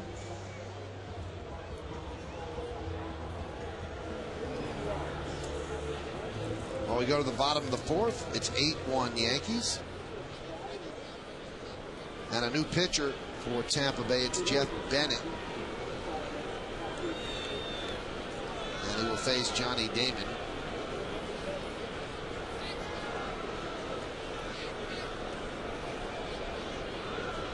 Bennett, who started the season with the Braves, 2-4, 3.18, 33 games. He's made 7 appearances with Tampa. Their bullpen really has been problematic. I mean, when you don't have a closer, the old saying goes, John, if you have a closer by committee, you don't have a closer. And the Red Sox tried it a couple of years ago because a lot of the sabermetricians say you don't need that one guy to close. You know, some of your important outs are going to come in the 7th or 8th inning. You should never lock one guy in to close. But they proved that that wasn't the case. That there's a difference, John, in a person that can close. There's a different stomach element to it. You have to just be of a different mindset to be able to get those final 3 outs. Yeah, there's a different mentality to it. There are only a few that can close games in the 9th inning, pressure-packed situations. And you know what happens is you got guys with good arms who slot down a little bit lower. They do a better job in the 6th and 7th inning. It's not as much pressure. The Rays bullpen devastated by injuries and overuse. Not pretty here in September. And the pitch to Sherrod is a strike. His home run ball still rests in front of the monuments in Monument Park. And Lou Gehrig getting a good look at it. He hit that home run in the 3rd inning, a 3-run shot. His 34th home run of the year. Someone setting up away. He leans back to the middle of the plate. Mark Teixeira drills this ball to center field. 34th home run of the year.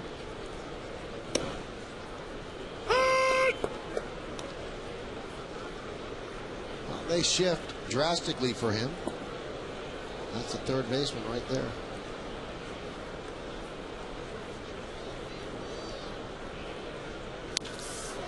Whipped into right center field. It's a base hit. Cutting over is Gross. He's going to play it off the wall. And Teixeira will get himself a double. So he's 2 for 3.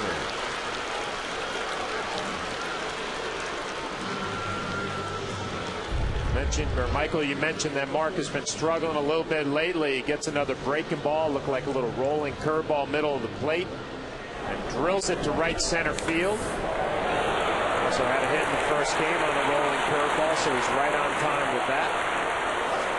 Easily in the second base, stand-up double.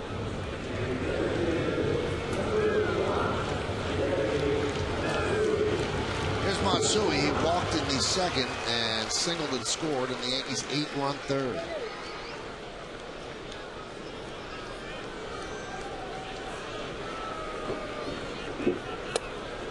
If the Yankees hold on and win this game, there'll be 9 games in front of the Red Sox. Red Sox lost earlier in the day to the White Sox, coupled with the Yankee win 4-1 in the day portion of the day-night doubleheader. The lead went from 7.5 to 8.5. It could move to 9. Count 2-0.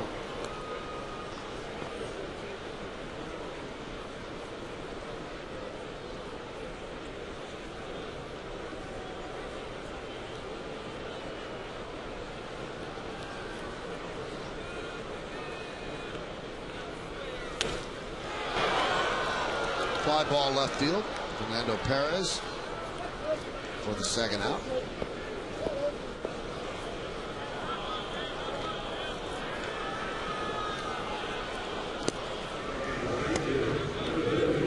And that's going to bring up Nick Swisher.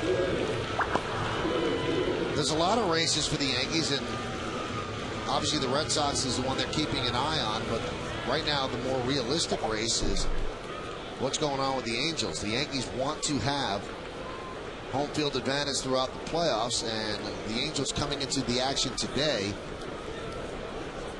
were 4 games back in the loss column, but they lost their game to the Royals. Yankees won, so right now it's 5 in the loss column. And that's big. Let's say both teams meet in the ALCS. The Yankees would much rather have games 1 and 2 here at the stadium and have to make 1 trip out to the West Coast rather than 2. And if the season were to end right now, the Yankees would be facing the Tigers and the Red Sox would be facing the Angels, which would make you wonder if the Yankees would ever see the Angels, because the Angels, no matter how good they are and no matter how much trouble they give the Yankees, they can't beat the Red Sox in a postseason series. Be interesting to see how it all plays out. The Yankees have done a nice job answering the Red Sox, obviously starting off slow this year against Boston. They played them much better lately, but they're going to have to do some things against the Angels. Play them next week, a game here at the stadium, then fly out to L.A. later on in the month. You'd like to have a good series out there, or for your mental makeup, knowing that you're going to be able to beat that club.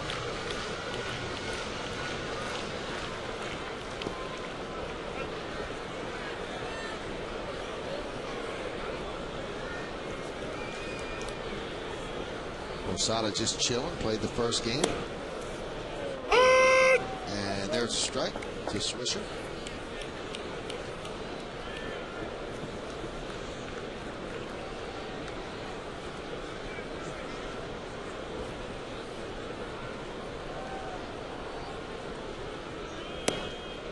And the count 3-1. Now this is usually the pitch where Nick Swisher tries to hit one out. He figures he works the count to 3-1. And he takes himself out of his zone and out of his plan and figures he gives himself 1 swing. And then he goes back. Let's see if he does the same thing right here.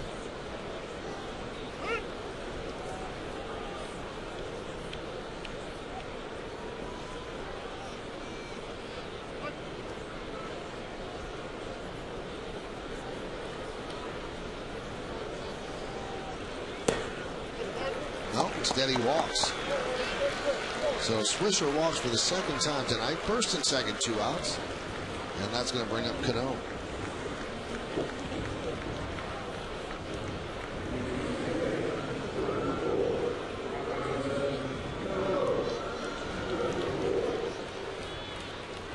deflating game so far for Tampa. I mean, you lose the first game, they have a close game going into the 8th inning, you lose it, now you come out here and your starter has a rough 3rd inning, you're down 8-1.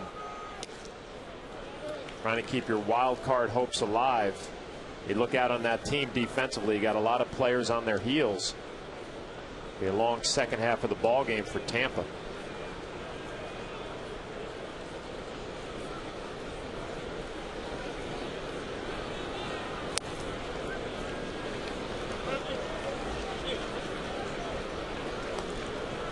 And Jim Hickey wants to talk with Jeff Bennett.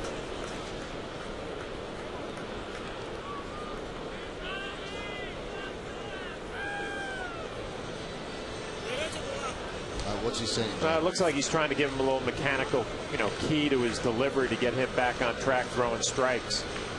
The bottom line in a game like this, you want guys coming out of the bullpen throwing the ball over the plate, trying to eat up some innings, save some of those later bullpen guys.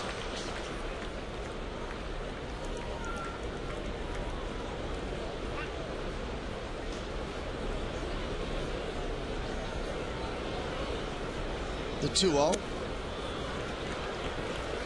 3-0.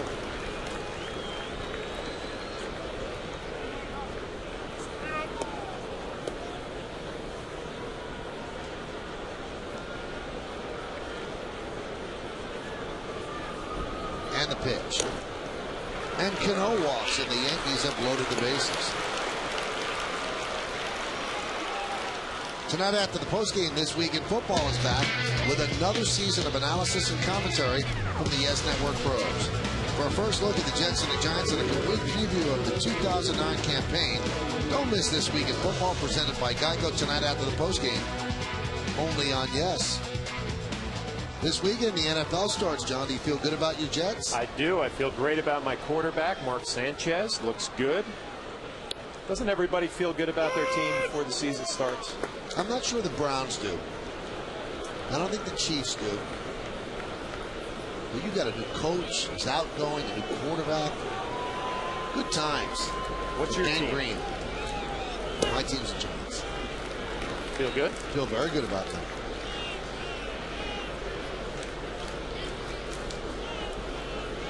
He's a Jet fan. Usually Jet fans aren't Yankee fans. Usually Giant fans are Yankee fans. The 1-1. Nice pick there by Willie Ibar, and he steps on the bag to retire Cabrera. So the Yankees threaten but don't score. No runs, a hit, no errors, and the bases are left loaded. A Gate 6 look at Yankee Stadium.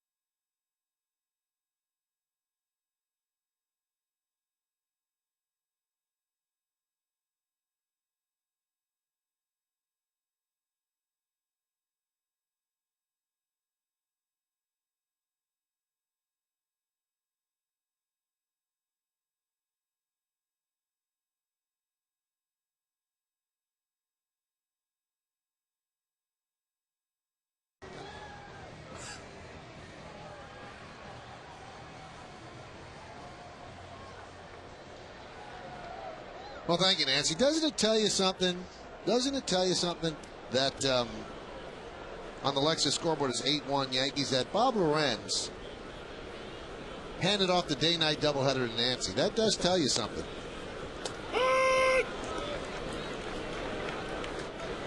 A strike to Iwamura.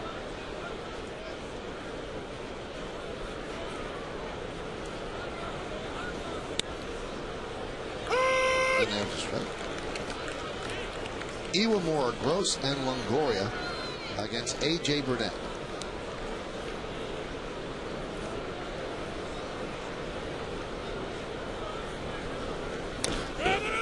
Grounded to first. Teixeira will flip to A.J. Burnett. One away.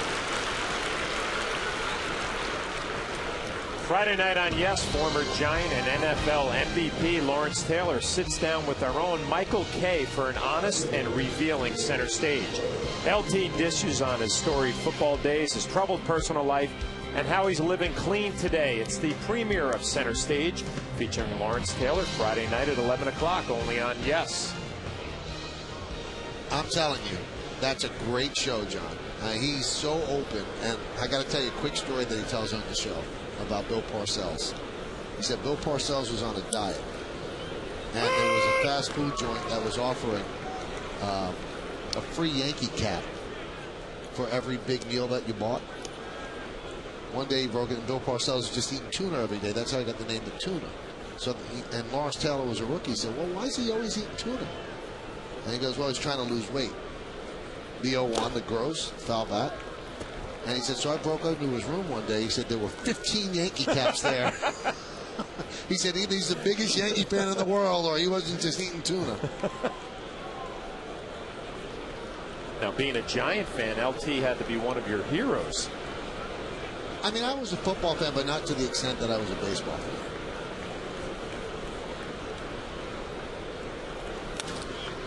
That one's driven out to left center field. Long run from Melky Cabrera, but he makes it. 2 outs. It looks like A.J. settling into a nice little rhythm after the first inning. Gave up a couple of hits and a run. Things have fallen into the place in the middle of this ball game for A.J. 76 pitches for A.J. Burnett. 52 strikes. And I got to tell you this, John. I just got a text message from one of your players. Kerry Rhodes says, tell John Flaherty we need more Jet fans. That's very good. All right. Kerry Rhodes going to have a big year in Rex Ryan's defense. Looking forward to it. Going to be up there in the upper deck with my boys up top. Season tickets. If you can get Kerry tickets to a Yankee, he might move you down. Whatever he wants. Anytime you want to come, put him on Michael Kay's account. You have better seats than I do anyway. I think they're in the same row, John. The same row. Count 2-0 to Longoria. Longoria, one of the few Rays having a good day, at a home run in the first game against Sabathia. He's 2 for 2 against Burnett tonight. There's a strike. Nice pitch in the outside corner. You really are big time, aren't you? Why? You have NFL players texting you during games. You are big time. The Jets are on our radio station. Your radio station. ESPN 1050. I have a show there Monday through Friday, 2 to 7. There's a strike. You've been on the show a couple times. Couple.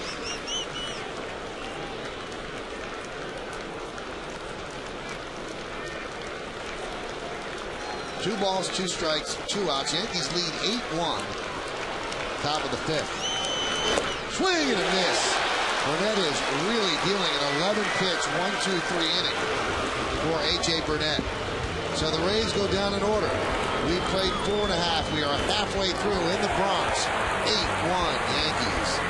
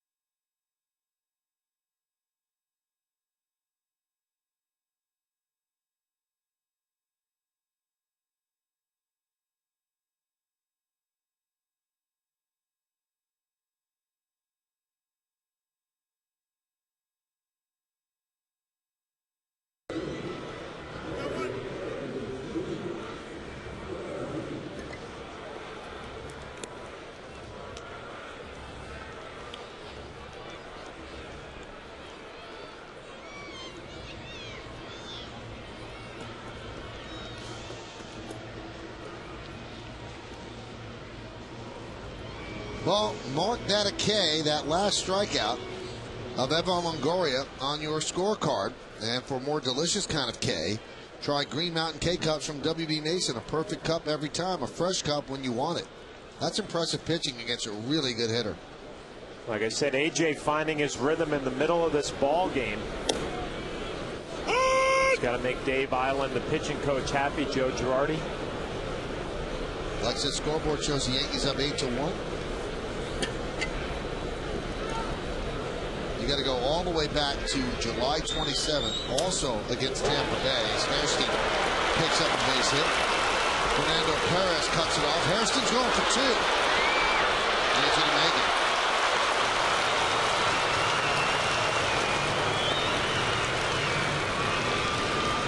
Jerry Hairston came over here. He's been getting base hits, playing all over the field.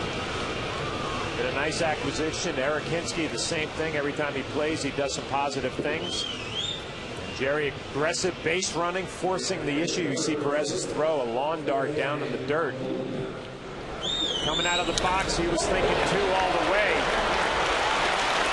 It's a good turn coming around first, puts his head down, kicks it into another gear. It's in there easy.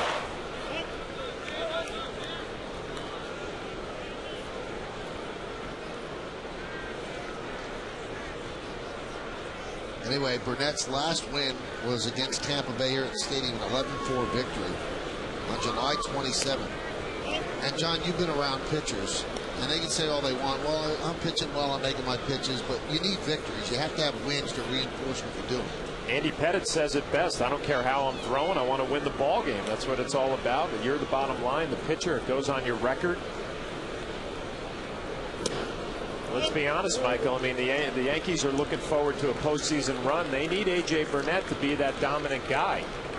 He's probably going to be pitching the 2nd or 3rd game. You need him to get on track here at the end of September. Looking forward to the playoffs. Well, Jose Molina walks. That's going to bring up Derek Jeter again.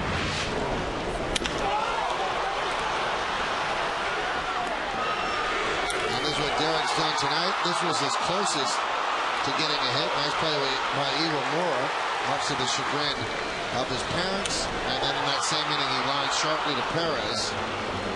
So the kid from Columbia University, Fernando Perez, keeps Derek Jeter from catching the kid from Columbia University, Lou Gehrig.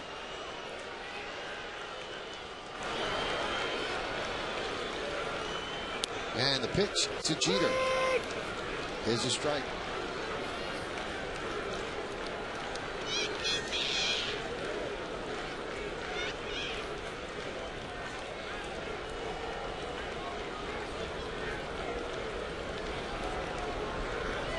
And the 0-1 inside 1-1. Now we always say the Yankees picked Derek Jeter with the 6th pick in the first round in 1992 in the June draft. A lot of people say, well, what players are picked ahead of him? And that's a pretty good trivia question. There's a ground ball to second. There's one on the first, and Derek bangs into a double play, 4-6-3. So a rough day continues for the Yankee captain.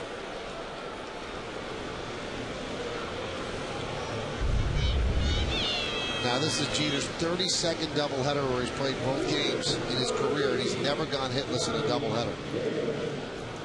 Anyway, the 5 players chosen before Derek Jeter in '92. The Astros took Phil Nevin.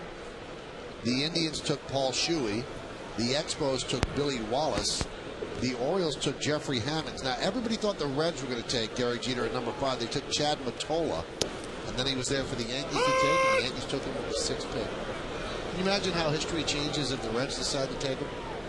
Well, the Reds already had Barry Larkin, right, playing shortstop, so I guess they figured they didn't need another young one. The Yankees happy that he fell in their lap. And that was the guy the Yankees wanted. They were just hoping that he would fall to 6th. Other notables in that draft, the 14th pick, the Mariners took Ron Malone. The 23rd pick, the Pirates took Jason Kendall. And Derek taken with the 6th pick in '92.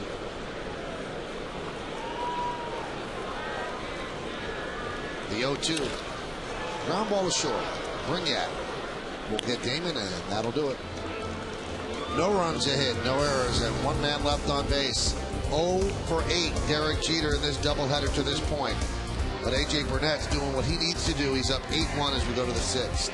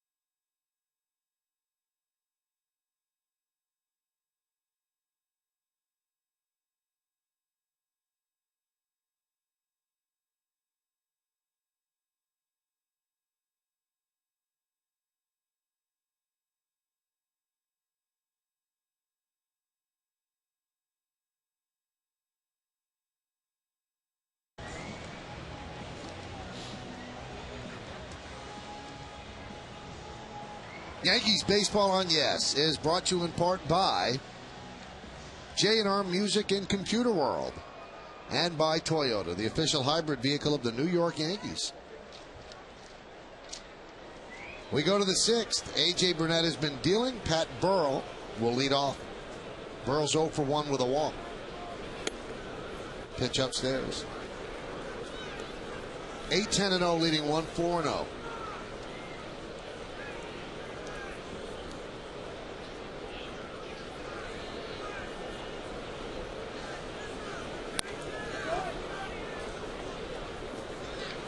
How about the Yankee Media Relations Department stepping up, John? What they do? They brought pastries to Kim Jones for her birthday.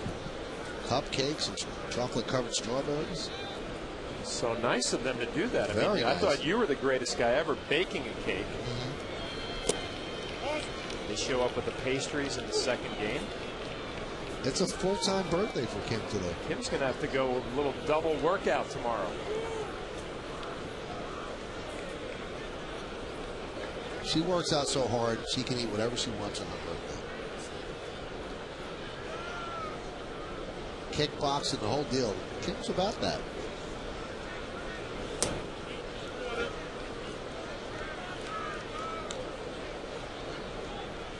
Bikram yoga.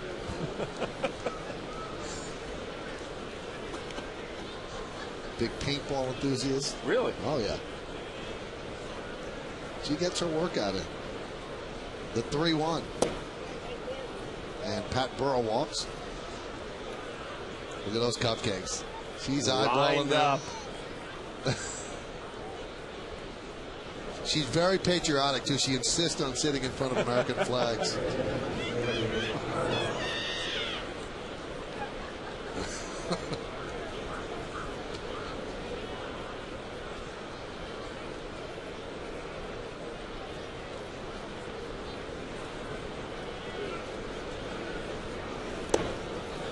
There's a wave there by Ibar. I would also think, John, that Steve Jobs should come up and be a title sponsor for Yes Network. She's sitting there working on her, writing a blog on the Mac or Apple computer.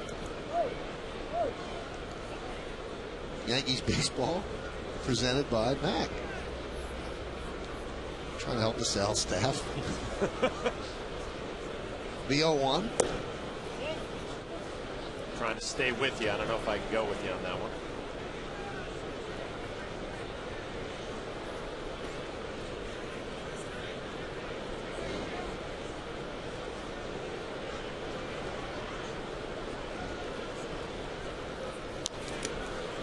Nubbed in front of the plate. Molina will get the out at first as Pat Burrell advances to second. Another good breaking ball from A.J. Burnett. Your Jose Molina, your job behind the plate is to keep your right-hander focused. He's had a nice ball game. Pitch count getting up there. You want him to finish up strong, feeling good about himself. Sometimes with a 7-run lead, you might get a little bit lazy in the middle of the ball game. Jose Molina's job is to make sure that does not happen. John, what do you think has gone wrong with A.J. in August? I really just think it's fastball command. I mean, he's got an overpowering fastball, 95, 96 miles an hour, but he can't live middle of the plate.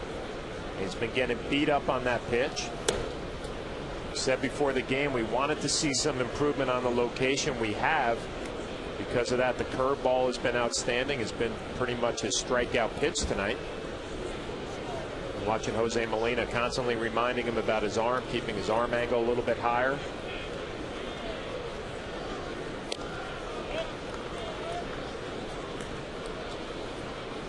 You talked about it. Hasn't won a ball game in a while, and he's looked pretty good here from the second inning on.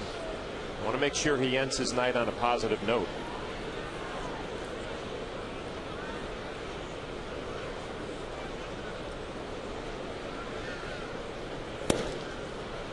You know, if you assume, John, that the Yankees will make the playoffs, and it certainly looks like they're headed to that, then Joe Girardi and his staff have to figure out, well, who starts and when do they start? Andy Pettitte has been so reliable over the last 7 weeks. Is he your number 2 starter, or is he your number 3 starter? And I asked Joe Girardi that the other day, and he said, you know what, you really don't know until you know who you're facing and when the games are going to be played and where they're going to be played. Now, I think the first round, it's pretty obvious if the Yankees make it, they're going to be at home for the first 2 games. And A.J. Burnett's been better at home than he is on the road, and Andy's been better on the road than he is at home. And that could play a factor as well. 3-1. Foul back. And a lot could change in the next couple of weeks. I mean, you want to have your hottest guys going at the top of your rotation. Obviously, CC, you would think he would be your number 1, but then do you throw back-to-back lefties? You know, Andy Pettitte's been pitching probably the second best out of anybody on the staff. Does Joe Girardi, Dave Eiland want to go back-to-back with left-handers? Do you want to break it up with A.J. in the middle? I mean, these are things that hopefully you have all 3 guys firing on all cylinders at the end of the year. Popped up. Shallow left, coming on is Damon. And he makes that play in foul territory for the second out.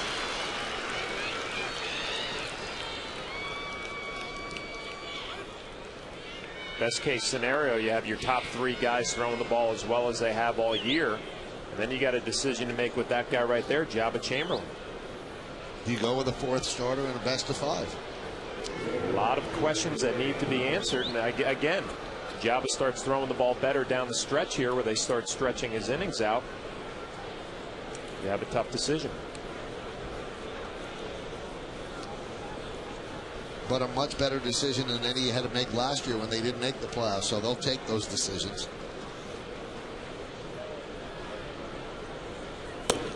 And B.J. Upton takes outside.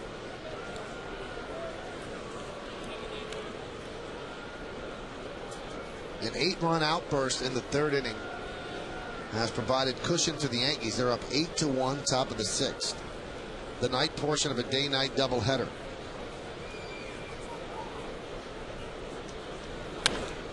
Fouled away.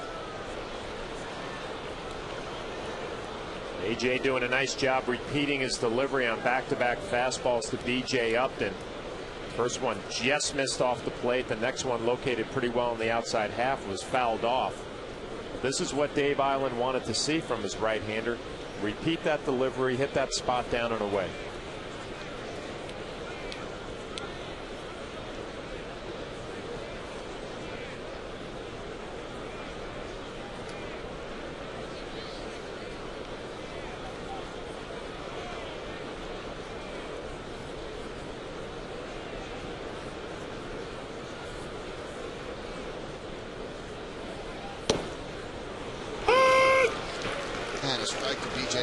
B.J. tonight is 0 for 1 with the walk.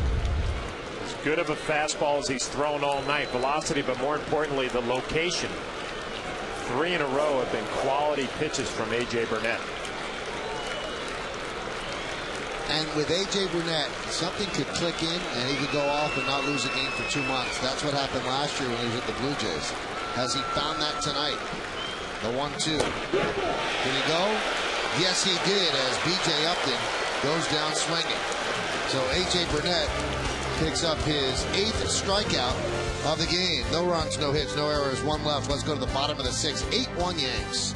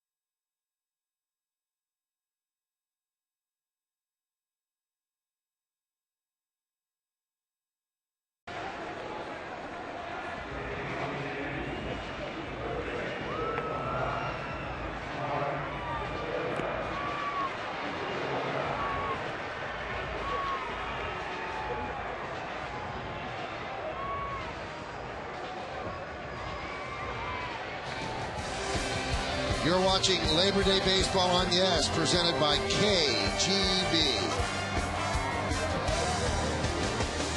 Oh, the story of the day has been number 2, Derek Jeter, but he has not had a hit. He's 0 for 8, 0 for 4 in the first game, 0 for 4 in this game. He's never played a doubleheader in his career where he started both games where he didn't pick up at least a hit.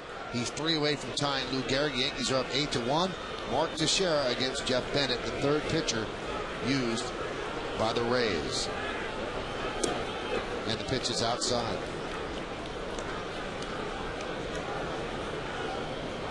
Well, you asked me in the first game, John. Let me turn the tables. Teixeira, Jeter, or Mauer? Who's your MVP? Derek Jeter.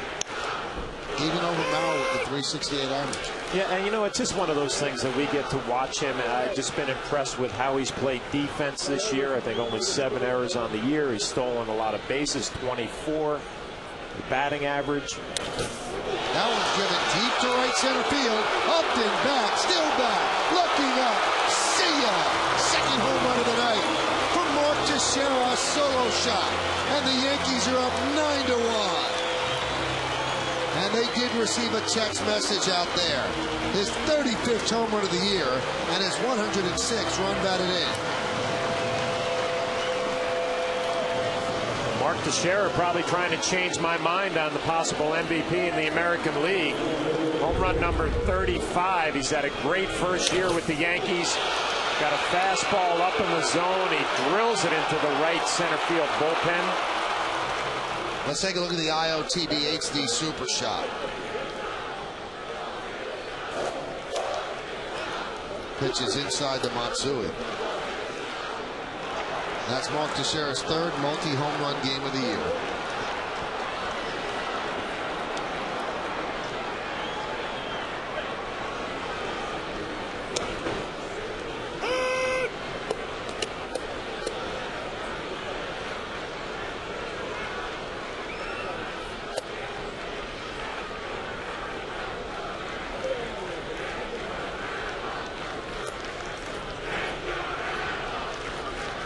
Third multi-home run game, as we mentioned, of the year, 24th of his career. And as we also mentioned earlier with Carlos Pena out for the season, now he's chasing a stationary target rather than a moving one. Pena leads the American League with 39 home runs.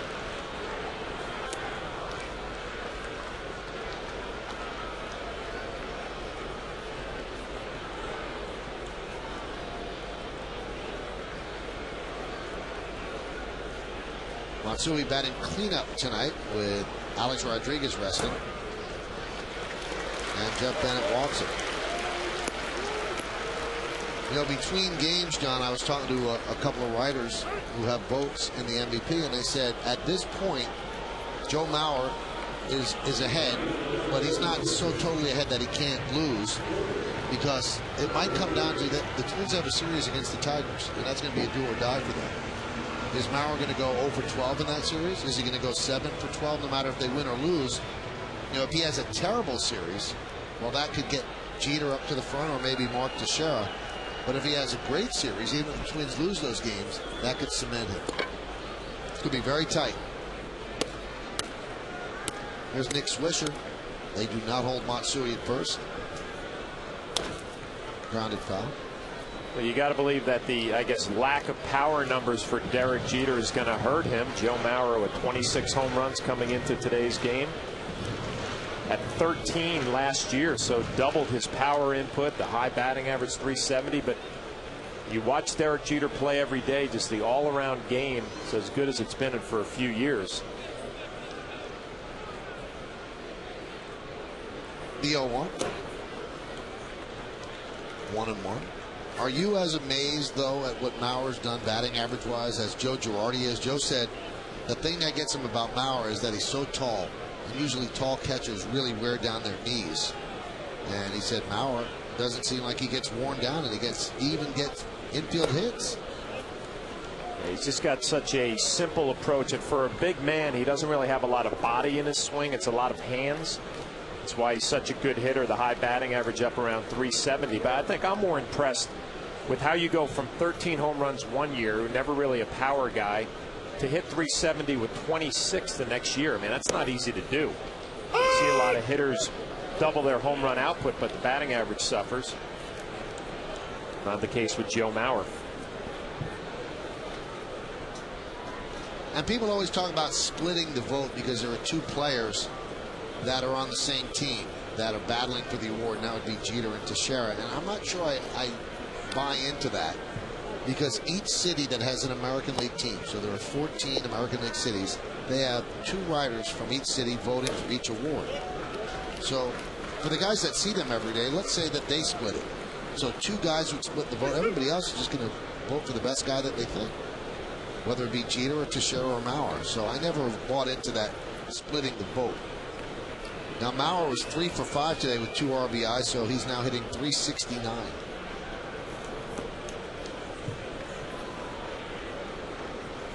The 3-2. Swisher stays alive with a foul tip. And another full count for Nick Swisher.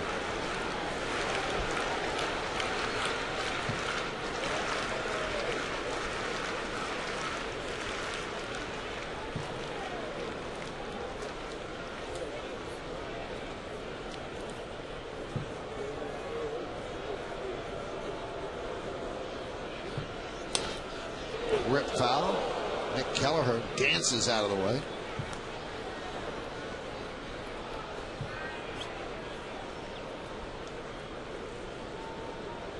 I mean, you talk about Jeter's improved defense, and a lot of people credit Nick Kelleher.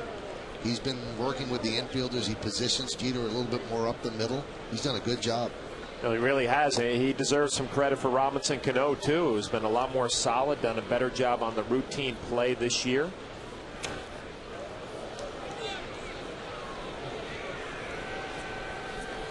Tomorrow's game is going to be on My 9, but we're going to have a pre and post game show on Yes. So the pregame show will start at 6:30, and right after the final out on My 9, turn back to Yes as we cover Derek Jeter's chase for the top spot, the most hits in Yankee history. The pre and post game on Yes. Tomorrow the game is on My 9 at 7. 3-2. Swisher got plunked, and he did on the elbow. And it wasn't a walk. It's a hit by pitch.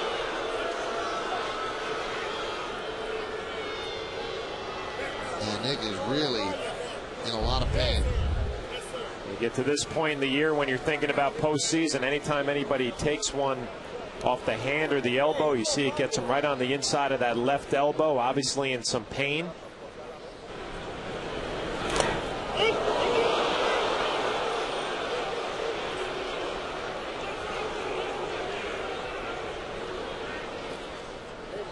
Take a look and see from the side angle on the swing. Got him on that left elbow. I don't know what they're going to rule on the swing.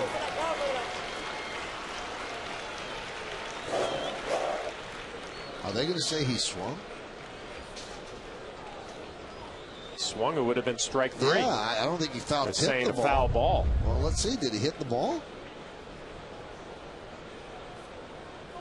No. No. Well, how's he still in there?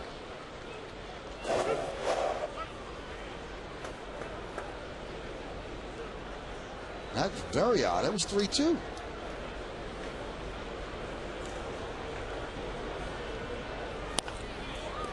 Grounded right side, and he gets a base hit. That should make the elbow feel a bit better.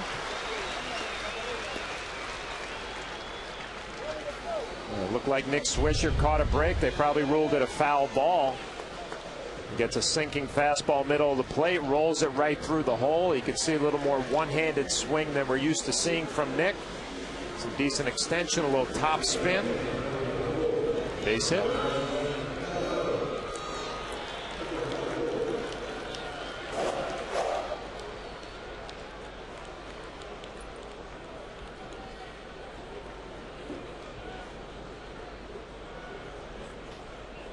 So first and second, still nobody out here in the 6th inning. 1 run in. Here's Cano, and he fouls it off.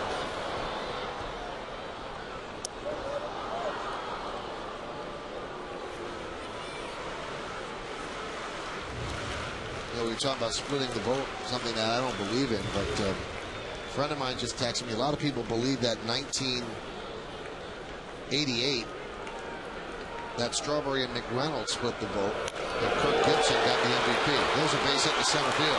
Matsui held up. Swisher goes to second, and a single for Cano, and the Yankees have the bases loaded. Well, Robinson had a sacrifice fly in the first game in the big 8th inning for the Yankees. Picks up his first base hit of this ball game. Again, another sinking fastball from Bennett. Nice, easy, smooth swing. Hard line drive right back up the middle.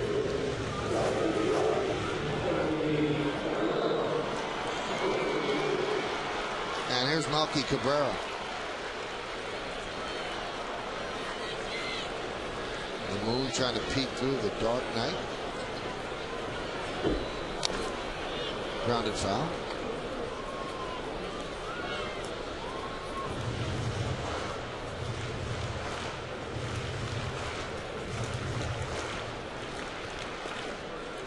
Melky has the average up to 280 now. He's 18 for his last 45. A 400 batting average. Think he doesn't know that Brett Gardner's back, and that Brett Gardner was on the way, and he has picked it up. He had dipped under 270, now worked it all the way back to 280. Brett Gardner started in the first game in center. Melky was in left, and Gardner made a tremendous play in right center field. There's a ground ball, smothered there by Brignac. There's no play.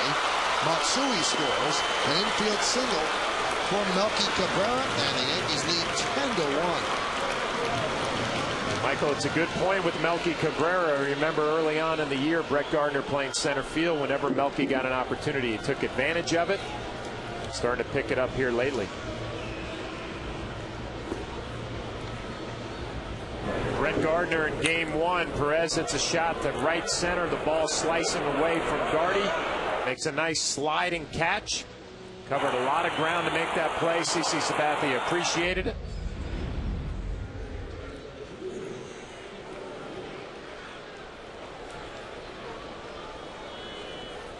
Yankees have 14 hits, and everybody in the lineup, except for Derek Jeter, has picked up a hit. He's still going to have a couple more at bats. Here's Jerry Hairston Jr. who pitches upstairs. How about Joe Maddon? There's nobody warming up in the bullpen, so Joe Bennett's out there to take a beating.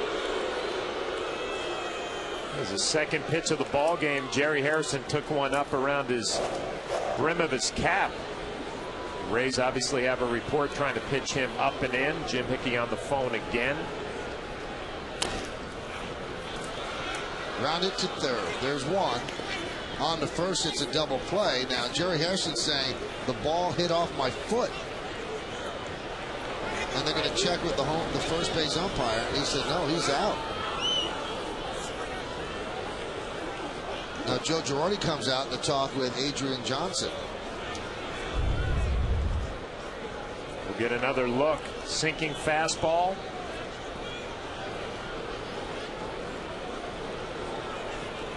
Didn't hit him square, we know that. Now the umpire's going to meet. If it did get him, it just got a little piece.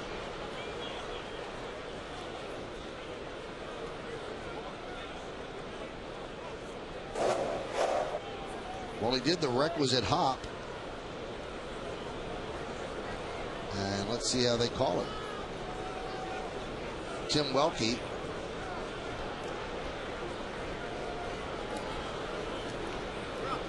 Or is it Gary Cedarstrom goes over to Joe Girardi and said, no, it didn't hit it. So it's a double play, 5-3.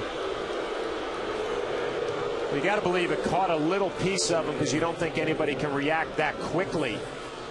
Didn't get him square, that's for sure. Jerry doesn't get away with it.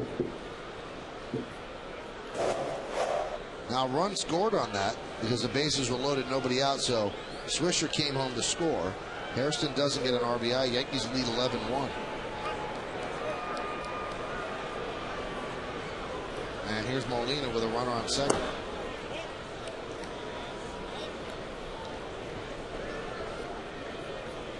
And Nick's going to get some of that freezing agent put on the elbow, and he didn't like it. He didn't like it. He still doesn't like it. Well, you don't see that very often anymore. That was kind of the big thing years ago with Stevie Donahue going a little old school with Nick Swisher. Nick Swisher doesn't like it. Stevie Donahue does. Big smile on his face. Likes to inflict pain on the players.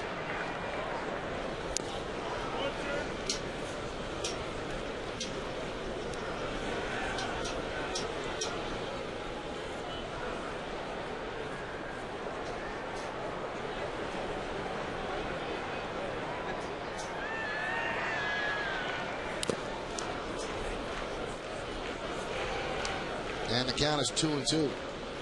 Yankees Baseball on Yes is brought to you in part by your tri-state area Audi dealers. Audi, the official luxury vehicle of the New York Yankees.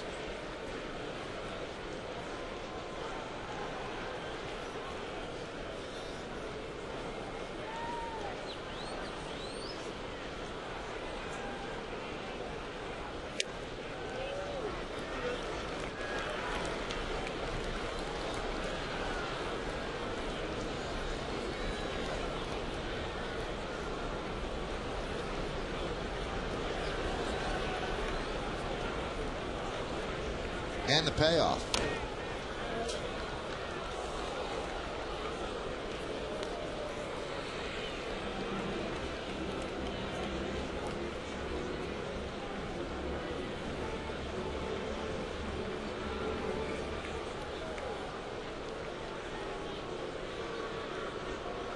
Put a compression wrap on that elbow. Make sure it doesn't swell up. And a great night for Molina continues. They're going to hold up Melky Cabrera. And that'll bring up Derek Jeter. Molina 3 for 3 with a walk. Derek Jeter, number 2. So the crowd's been behind Jeter all day.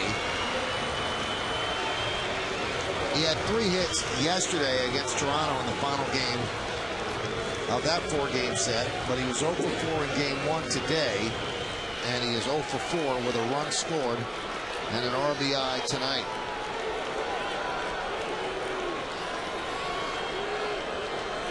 Derek is 3 hits away from tying Lou Gehrig for the most hits in New York Yankee history, 4 hits away from taking over first place.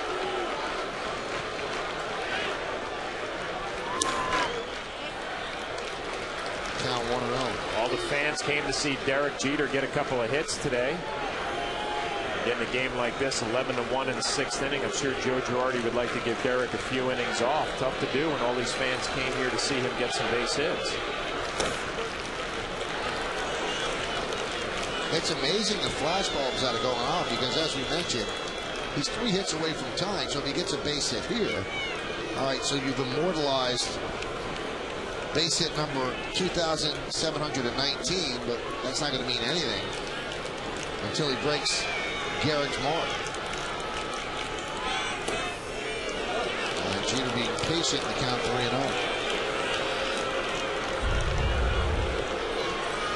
And again, all the flashes go off. For ball 3. I guess they hit the lead on that one, John. The 3-0. There's a strike. Jeter thought that was ball 4. 3-0, anywhere close. A little sinker that's a little down and in. Adrian Johnson, the home plate umpire, didn't see it that way. And the 3-1. And Jeter walks, so still without a hit today. And the crowd doesn't want the walk. They want a base hit.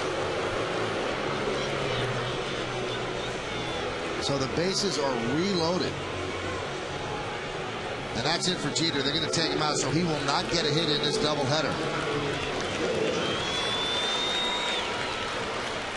So although everybody wants to see him get a hit, they've got 9 more games on this homestand, and he had 5 at-bats or 5 plate appearances, and it didn't happen. So they will go at it again tomorrow.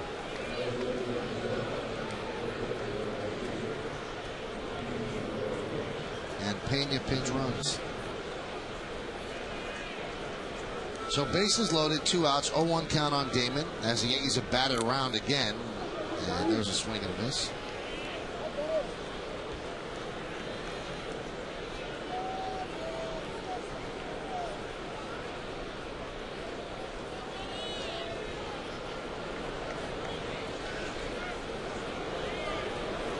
And the 0-2. Not quite certain who Jeff Bennett ticked off. But he is taking one for the team. Well, Michael, we talked about their bullpen being fatigued coming down the stretch here in September, and you got to have a guy like this to go out there and kind of take one for the team, save the rest of your bullpen. Might not look pretty on your own individual line with your earned run average and all that other stuff, but I'll tell you what, guys on your club will give you a little respect. You go out there and eat up some innings, save the rest of the bullpen. Brian Shouch pitched in the first game, and he is ready here in the second.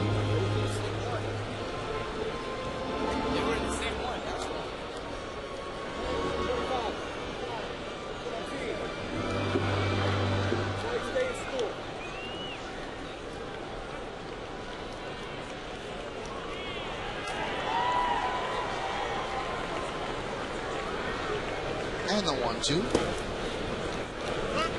A paid attendance of 45,953 at Yankee Stadium. Remember, this is a makeup of a rained-out game, so the tickets for the rained-out game were sold. 45,953. The turnstile count still very good. 35,128. Hot shot to second. Iwamura will get Damon, and that'll do it. But the Yankees scored 3 runs, and they leave 3 runners on base. Power today comes from Mark Teixeira. First, a 3-run home run to dead center. And then today, in this inning, another home run. A 2-home run day for Teixeira.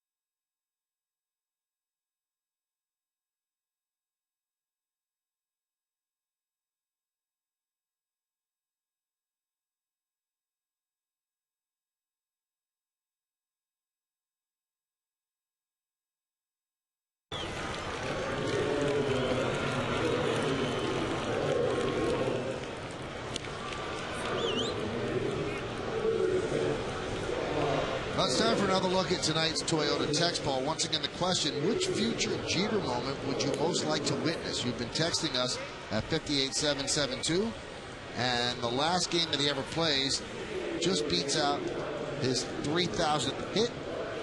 The Hall of Fame induction is 24%, and then trailing is the number retired.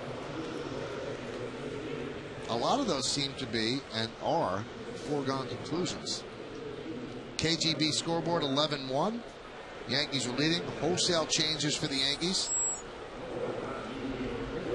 as they have a new pitcher. Edouard Ramirez will take over for A.J. Burnett, and we'll give you the other changes as we move along. And Reed Brignac is thrilled that A.J. Burnett's out because he was overmatched, 0 for 2 strikeouts on breaking balls. Those are Ramirez's numbers. He struggled early. He was with the team at the beginning, and then they sent him down. Labored in Scranton Wilkes-Barre and has come back with the September call-ups. Way too many walks when he was up earlier. And you're right, Michael. Brignac is not too disappointed to see A.J. Burnett leave this ball game. Had a tough time with the breaking ball, some weak swings, couple of strikeouts.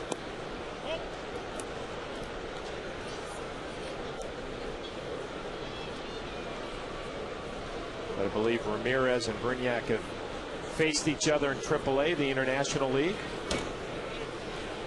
Durham, the AAA team for the Rays, Scranton for the Yankees. Sure, it's not the first time these two guys have crossed paths. Now they're facing each other in the big leagues in September.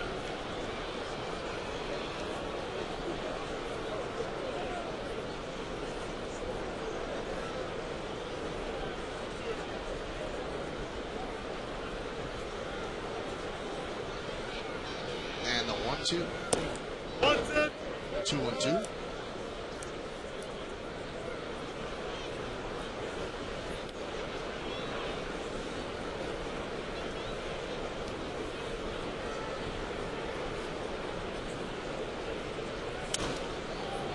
Popped up.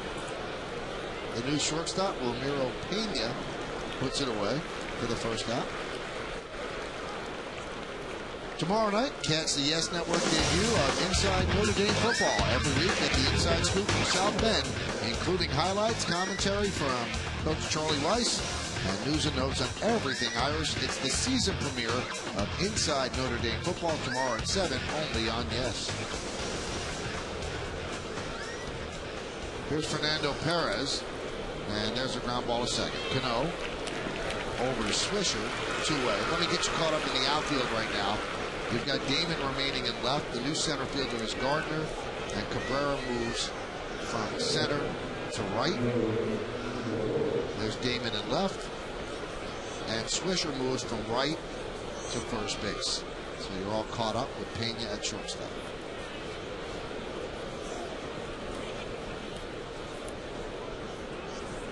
Tampa Bay staring at a 6-game losing streak at a time when they need to win almost every single game they play. And the pitch is high. Boy, looks like a completely different team than last year's.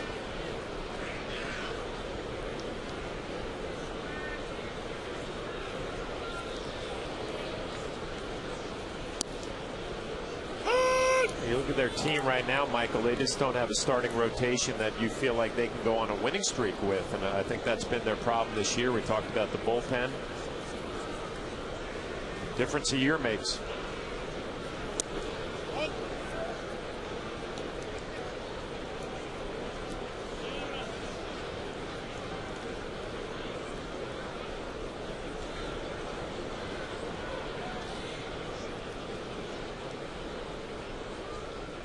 The 2-1. Strike from Ramirez. And the count 2-2. It is a little strange against the right-hander, John. In games you have to win, that Carl Crawford didn't play there. Or the second game. Didn't play the second game. I agree with you. I mean, there were a lot of changes in that second lineup. The second game that maybe you scratch your head a little bit for a team that has to win every game. I mean, if B.J. Upton could play the second game, why wasn't he in there the first? These are games they had a sweep. I mean, they're falling out of it in a hurry. The 3-2 off the glove of Ramirez. Recovering is Cano. A nice scoop by Swisher, but it's a base hit for Ewan Moore. Well, Ewan Moore's knee surgery did not rob him of speed. He could still get down the line. Yeah, when Ewan Moore hurt his knee, they thought he was going to be gone for the year. They were lucky enough to rehab him, get him back in September. They thought they were going to have some meaningful games. Nice play by Robinson Cano, athletic coming in, and a nice pick by Nick Swisher. Makes that play tough as Robinson was so close to Nick. Edouard Ramirez knocks the ball down. Ewan Moore still runs pretty well.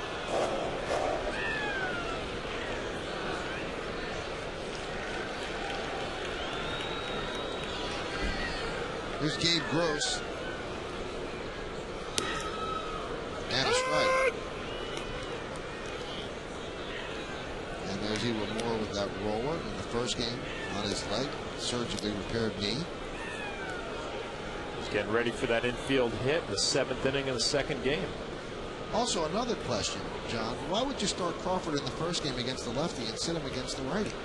These are all valid questions, Michael. I wish I had an answer for you.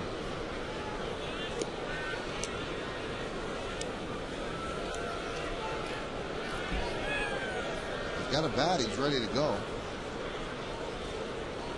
The 1-1. 2-1.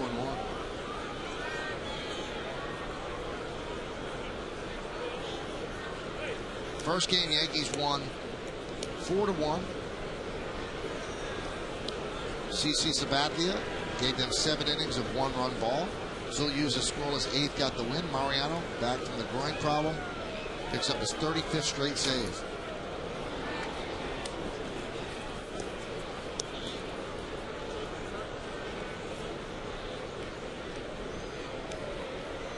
And then another question you have on deck is Chris Richard.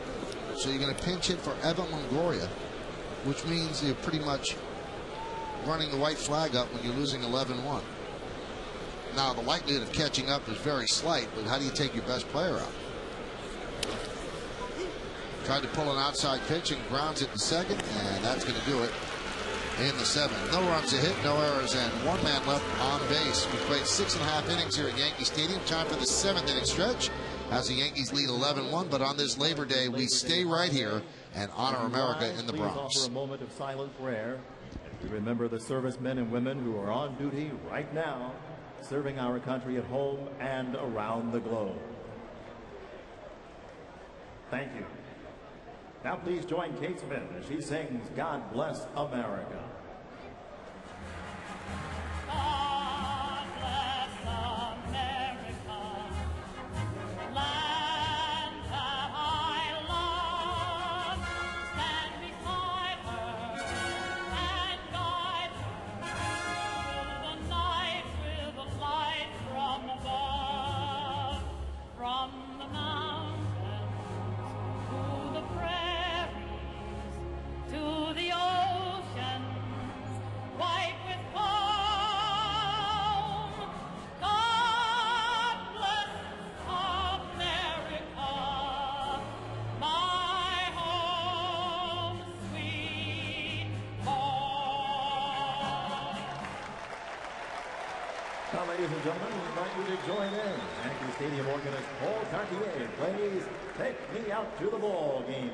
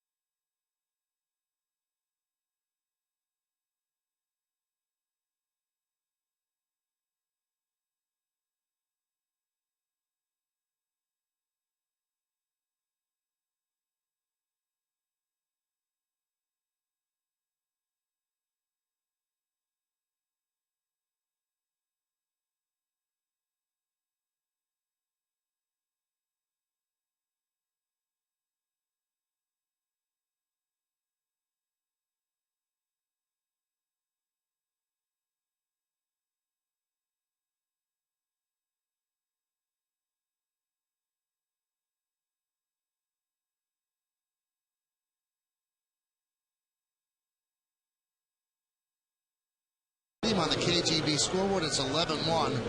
Yankees over the Rays. Yankees have pounded out 15 hits, none of them by Derek Jeter. And Tampa Bay has picked up 5 hits.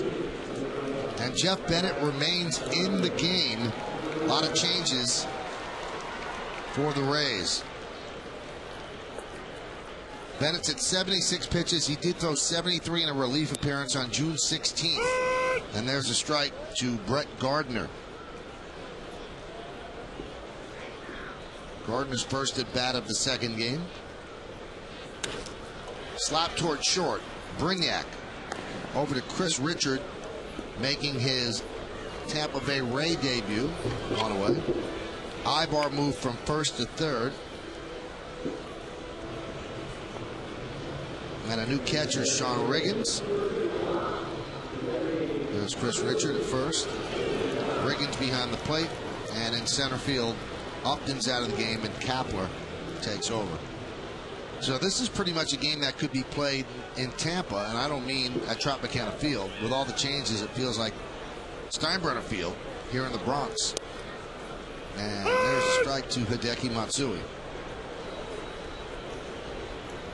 Jonathan Albaladeo will probably pitch the 8th for the Yanks. And a base hit for Matsui. His second of the game. Bennett out there in a relief role, kind of eating up some innings for the Rays, but he was a starter in AAA, so he has some experience going deep in ball games. Well, now you can watch live Yes Network games on your PCs and laptops. If you're a Blue Ridge Communications customer who watches Yes, log on to YesNetwork.com, Yankees.com, or BRCTV.com to get more information and sign up for your subscription now. Here's Eric Hinsky. And he pops one up. Left field. Perez a long run for the second out. So Hinsky pinch hitting for Swisher. And Matsui remains at first. Nobody on deck for the Yankees. Robinson Cano is due up.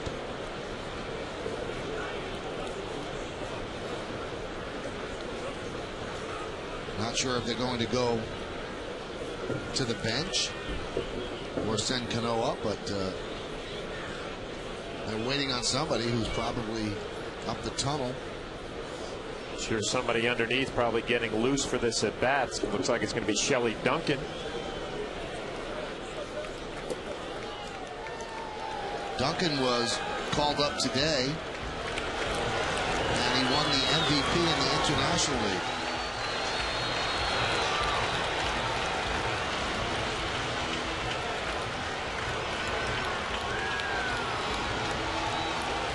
Fan favorite here at Yankee Stadium.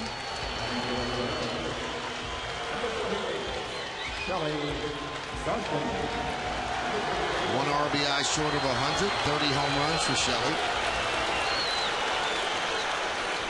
An energetic player, a lot of power.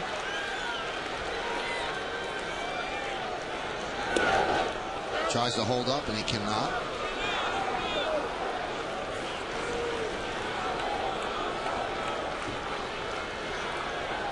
Shelley was actually called up for about half a day in Chicago and then sent right back down. And the Yankees made another change. And it shows you, you've got to think as a ball player. Everybody was sorry for Shelley, had to make the trip to Chicago and then just go right back. And he said, no, that's okay. I'm on the Major League Dentist plan now. Well, he's on the roster, which made the September call-up a lot easier. Right. It's a lot easier to get called up when you're on the roster. It's going to work out here for the last month for Shelley. And the 0-2. Grounded to short. Cross to first, and that will do it. In the 7th. No runs a hit, no errors, and one man left on base. We go to the 8th inning at Yankee Stadium. The night portion of a day-night doubleheader. It's 11-1 Yankees over the Rays.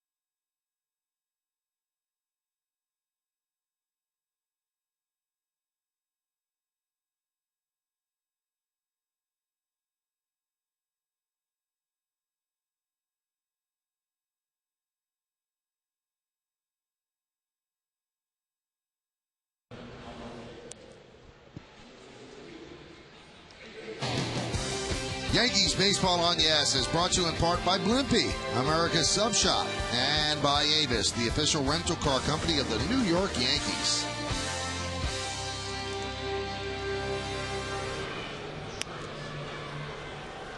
Well, traffic moving steadily on the George Washington Bridge.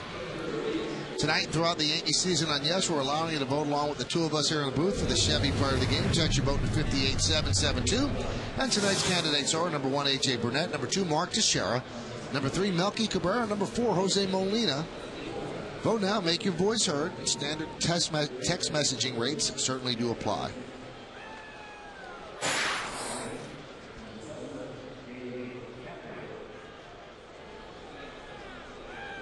Got a lot of changes, and we'll give you those changes as we move along.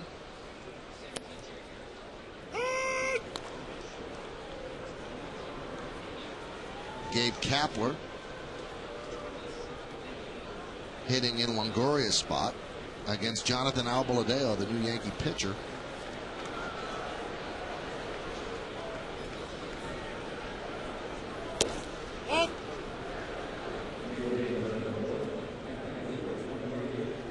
Now the Yankees are poised to sweep this doubleheader. You see Albaladeo's numbers. The last time they swept a doubleheader on Labor Day, and there haven't been a lot lately, it was back in 1971 when they took 2 from the Red Sox. Check swing and grounded to first. Jose Molina is there, and he will flip to Albaladeo for the first out. Now you see Albaladeo's eyes. I mean, for those that didn't watch the games on the road trip, we should explain. Joe Girardi calls him the world's biggest raccoon, but he was playing catch down at Scranton Wilkes-Barre with Edouard Ramirez, and a ball got away and hit him square between the eyes, and he wasn't called up right away because of that. Now he's feeling okay, but the manifestation of that blow to the head happens to be the black eyes. Still not over that. Here's Pat Burrell. Grounded foul. The new Yankee infield has Hinsky at third, Hairston at short, Pena at second, and Molina is at first.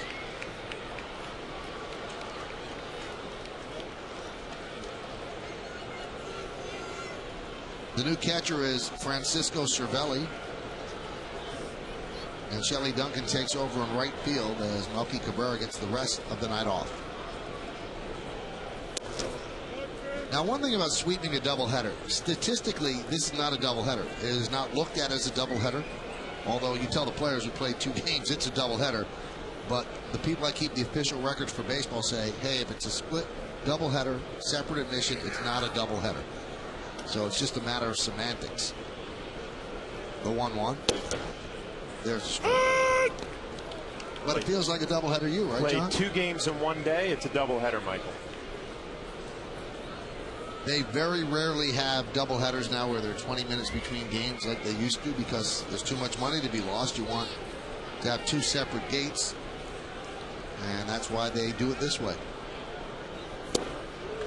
As Burrell swings and misses. Good curveball from Albaladejo. Good to see Francisco Cervelli back behind the plate. Join Nancy Newman and Kimberly Jones after the final out for the WB Mason postgame with comprehensive highlights and analysis from this day-night doubleheader, plus the latest from around baseball. It's the WB Mason postgame. It's only on Yes. Ibar chops one over the head of Albaladeo. Fielded by Hairston, and he underhands to Molina, but Ibar beats it out. Tough play for Jerry Harrison. He did a nice job covering a lot of ground to get to this slow ground ball. A good sinker chopped in front of the plate. See Jerry covering a lot of ground. He gets his feet tangled up here, and that enables him not to get a good throw off. Tries the underhand flip. Look at Jose Molina trying to sell it over there at first. Not able to do it. And when his feet get crossed up, he had a tough time with the exchange. Can't make the play.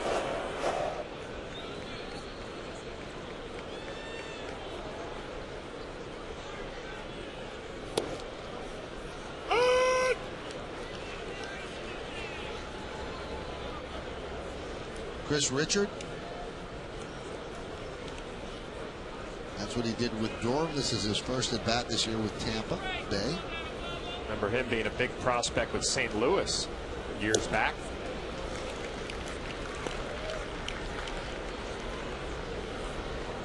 Mentioned good to see Cervelli behind the plate. And there's history between Cervelli and the Tampa Bay Rays. Spring training last year, got run over by a utility infielder by the name of Elliott Johnson at home plate at Steinbrenner Field. Yankees thought it was a little bit excessive for an exhibition game. Knocked Cervelli out for most of the season with a broken wrist. And some people with the Rays say that catapulted them into having the season that they had because they just changed the way they played. And they took no prisoners, and here is that play. Yeah, it's always one of those debates in a spring training game. It's an exhibition game. Do you actually go full out like Johnson did? Took Cervelli out, broke his wrist. If you're on the team that does it, you say it's good, hard baseball. If you're on the Yankees where you take it and you lose a prospect for a little more than half the season, you don't like it, obviously. One of those running debates on if it was a clean play or a dirty play.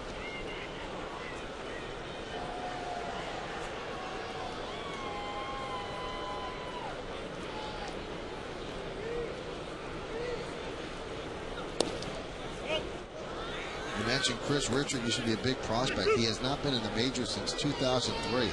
That is a long time down in the minors. But he has worked his way back.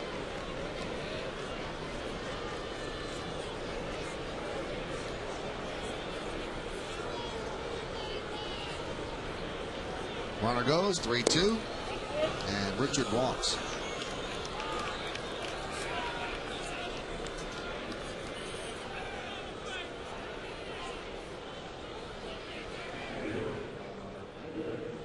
And here's Sean Riggins.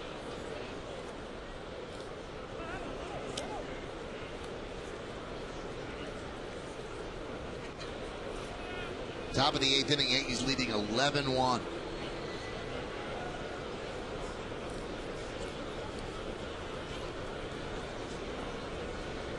Albaladeo deals. Grounded foul. Riggins was a backup catcher last year, had some shoulder problems, worked his way back. Played one game for the Rays earlier this year, went on the disabled list with shoulder tendonitis. Now is back in September.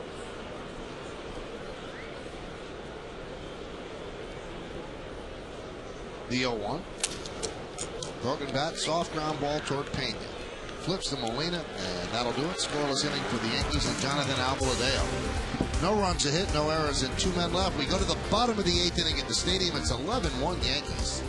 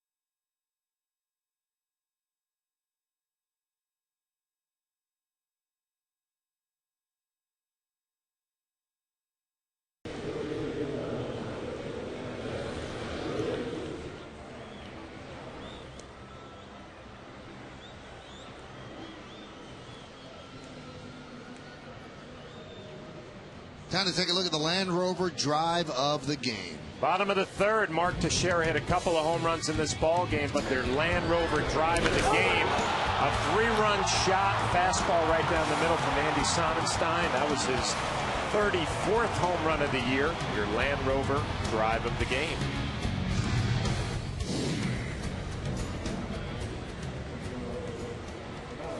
And it remains on the netting that runs above Monument Park. 2 home runs for Mark Teixeira, 35 on the year, 106 runs batted in. A great first season with the Yankees. So a lot of important players on the top step of that dugout. You see A-Rod, who didn't play in the second game, Nick Swisher in the middle, Derek and CC Sabathia, who started the first game. Well, Michael, you'd love to see that. Guy's still out on the top rail. Obviously having a good time with the way the second game has gone. Andy Pettit has been a spectator for both games. What if you're Francisco Cervelli? That means a lot to you. You know, a guy who just gets recalled back in September. You see your star players on that top rail, bottom of the 8th inning.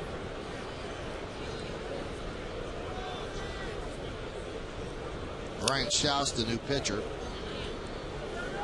Now, this is the age-old question, though, John. And you see Schaus's numbers. Does chemistry breed winning, or does winning breed chemistry? I'll tell you what, you could be on a team that's talented. You don't have the best chemistry in the world. You go out there and beat everybody because you just have more talent. I think the teams that aren't as talented have to have great chemistry to win. The Rays last year had a great young group with some veterans mixed in. It looks like the Yankees have the talent. They also have the chemistry. The bottom line, you got guys like Sabathia, Derek Jeter out there. You follow the lead. You follow the lead of your star players. And also, we don't have to sell this at all, but this team actually, you see it on the road, they like each other. There doesn't seem to be cliques in the clubhouse. You know, some people are closer friends with others, but there's no animosity from one clique to the next, and every team would seem like it would have definitive groups of guys that hang together, but this one's different. The guys really get along, and that started in spring training when Joe Girardi gave the guys a day off, and they all went and they played pool. And they bonded since then, and I think a big part of it is CC Sabathia. This guy takes people out in spring training. He had tickets to the Orlando Magic. They would make the hour drive from Tampa. He'd take 3 or 4 teammates for every home game, and they just became friends. And then earlier this year, the Yankees were in Cleveland and played the Indians, and the Cavs were playing a big playoff game right across from Jacobs Field on a night the Yankees had off. And Sabathia sprung for about $60,000 in tickets and took whatever teammate wanted to go. That's big league, 60 grand. Yeah, pretty much the whole team was there. Yeah.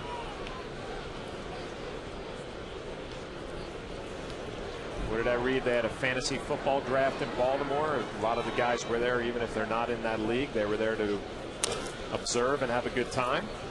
There's a ground ball, a short, 2 away. Yeah, they all. It was a night that they had gotten in on Sunday, and they all headed to the ESPN zone in the Inner Harbor, and they were all wearing different jerseys of players that they were going to draft in the fantasy draft, and that breeds, you know, likability and togetherness. They don't mind hanging with each other. Well, it's a dangerous combination if you're other teams in the American League, and hopefully the Yankees get to the World Series in the National League when you have a team that talented who enjoy each other's company, good chemistry. That's dangerous.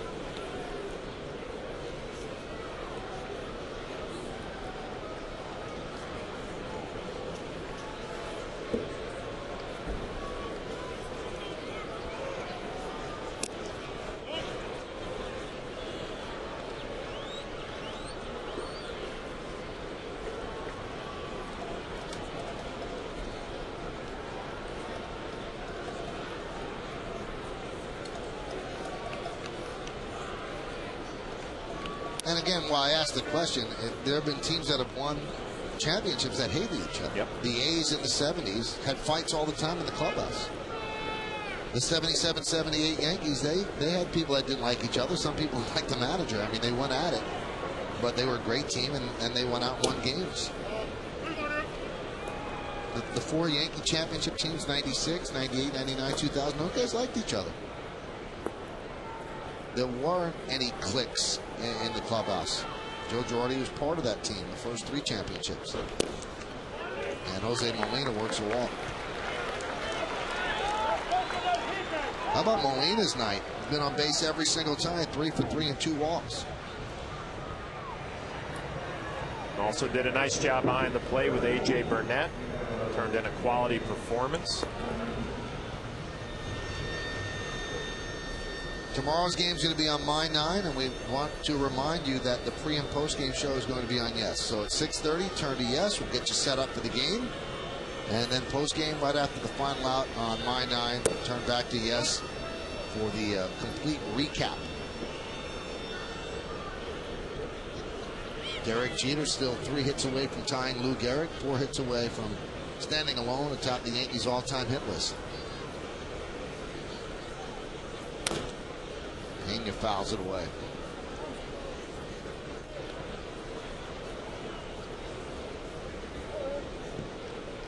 This kid really impressed the Yankees when he was up earlier in the year. Energy out the bench, could pick it at shortstop, and showed them that he could hit enough. Yeah, that was a big question. What would he do with the bat? He's proved to be a tough little out. He saved them the embarrassment of being no hit on Friday in Toronto. He got the only hit in a complete game shutout pitched by Roy Halladay. A clean double down the right field line.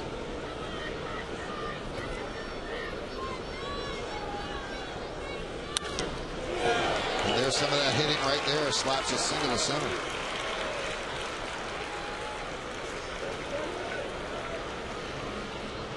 Continues to impress the Yankees with the way he plays defense. Versatile, plays all over the field. Switch hitter. Nice swing, a nice solid line drive right back up the middle.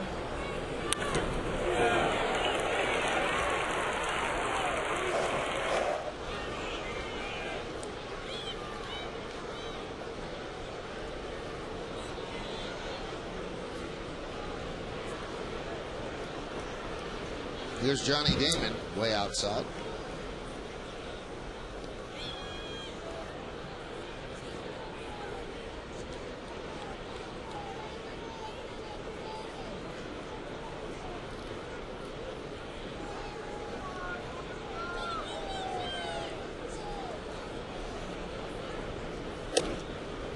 Damon did not play the first game, so he is the only position player that's still in there. Well, Molina is as well. He moved from catcher to first. You know what? I misspoke. Hairston is as well.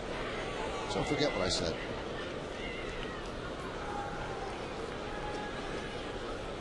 1-1.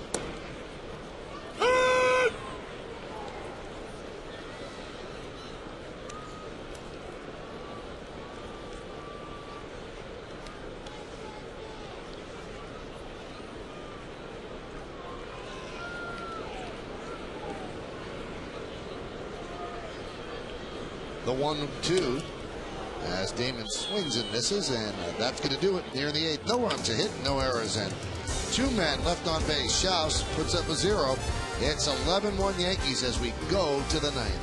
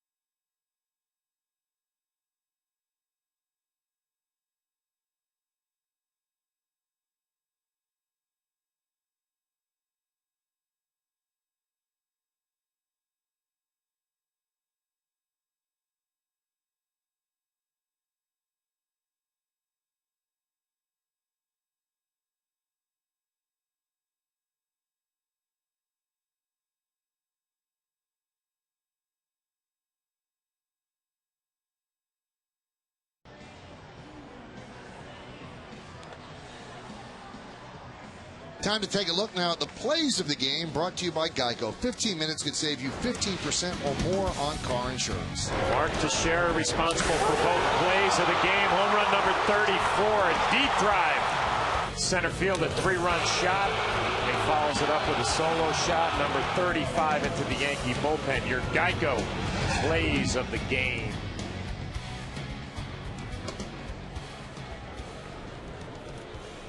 Mark now a spectator as the Yankees bring in the rookie left-hander Michael Dunn.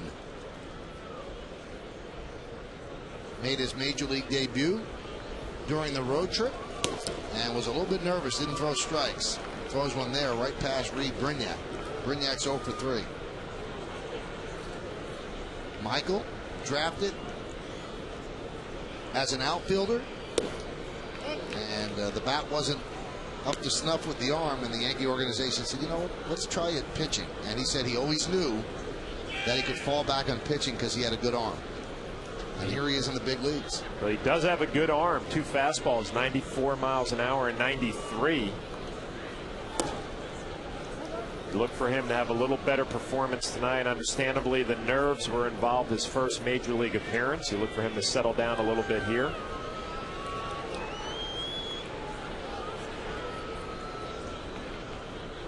The 2-1. And the count 3-1.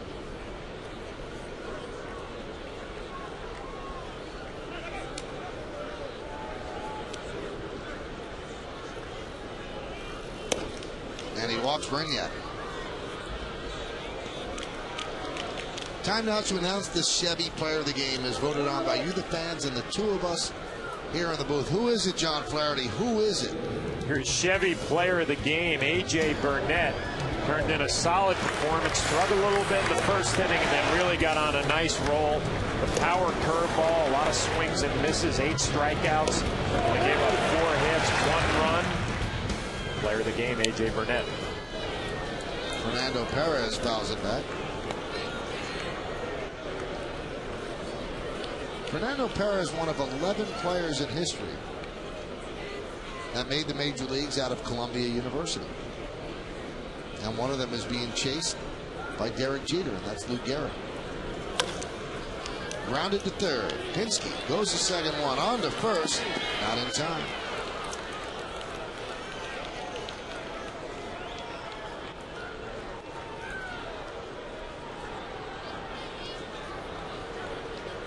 Michael Dunn pitched in AA and AAA this year.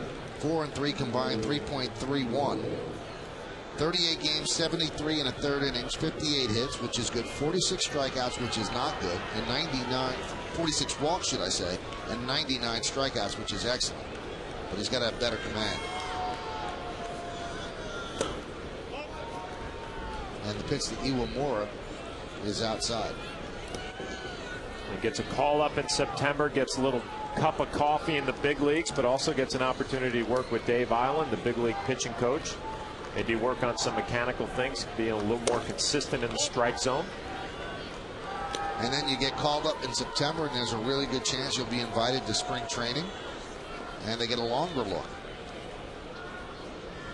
As long as you're on the big league staff's radar, you're doing all right. I'll tell you what, if you're left-handed, you throw 94 miles an hour, you're going to be on that radar.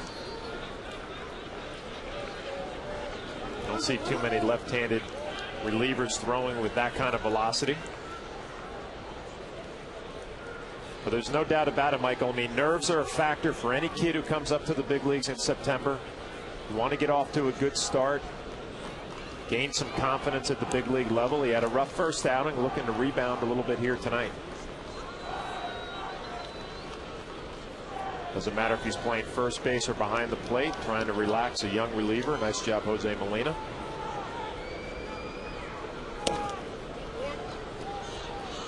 And Iwamura walks. So second walk issued by Dunn. Yankees certainly have a lot of room to play with here, so they can allow Dunn to work through this. Remember to join Nancy Newman and Kimberly Jones out for the final out for the WB Mason postgame with comprehensive analysis and highlights from this doubleheader, plus the latest from around baseball. It's the WB Mason postgame. It's only on Yes. And one more reminder, tomorrow's game is going to be on My 9 at 7 o'clock as Derek Jeter continues to chase Lou Gehrig. At 6:30, though, the pregame show is going to be on Yes. And then after the final out, switch back to Yes for the postgame show.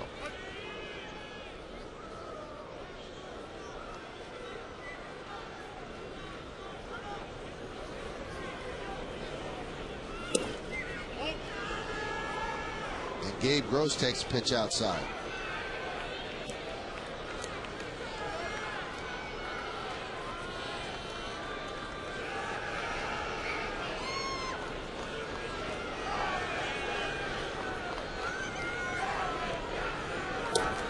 He's all over the place. He's not even missing close.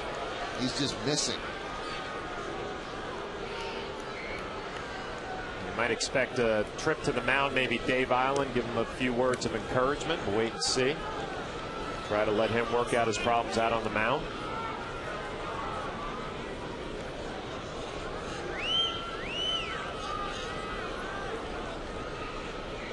The 2-0. There's a strike. And a somewhat derisive cheer from those still left. Toughest thing to do, slow the game down. Start walking a few people. Got the jitters at the major league level. Tough when you're a young kid to slow it down. Trust your mechanics.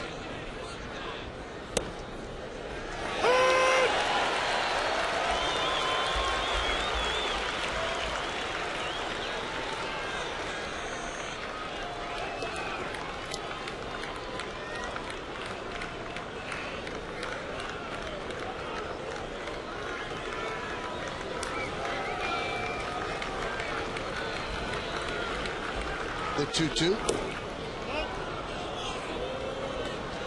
3-2. Swing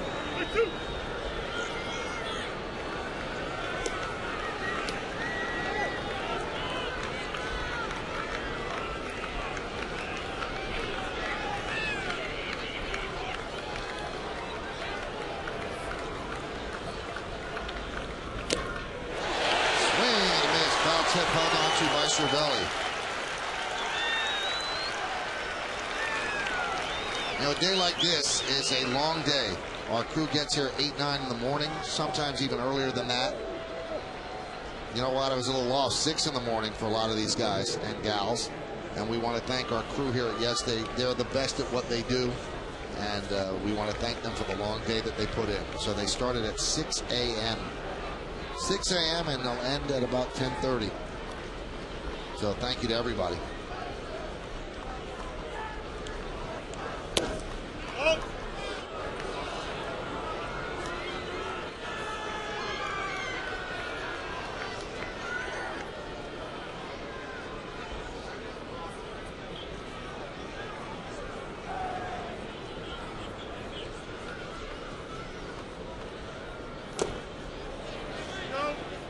Check swing by Kapler. Well, they say he went around.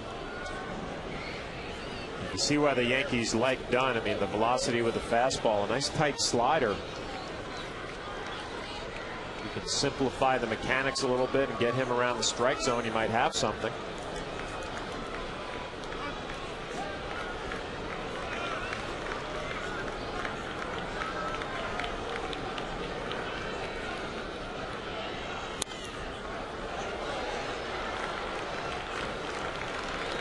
And Tampa Bay down to its final strike.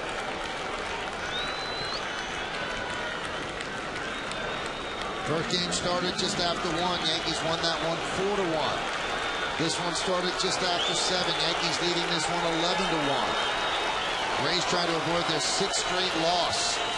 Yankees trying to go 39 games over 500. And the 1-2. Pop foul. And out of play. A lot of Yankee fans wanted today to be about Derek Jeter, but Derek did not pick a hit for the first time in his big league career, and playing in a doubleheader. He was 0 for 4 in game 1. And he was 0 for 4 with a walk here in game 2 before being taken out for a pinch runner. The chase continues tomorrow. The 1-2. 2-2. Little guy's happy despite being up this late. Got to go to school probably in the next couple of days, so this is his respite from that.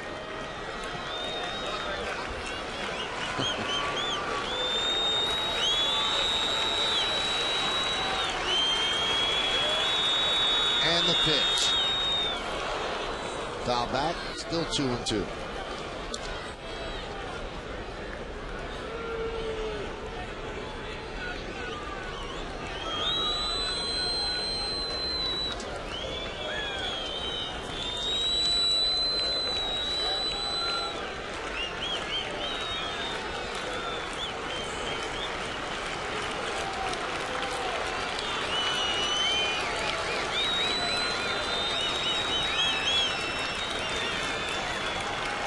Swing and a miss, and Kapler down on strikes, and the Yankees sweep this day-night doubleheader.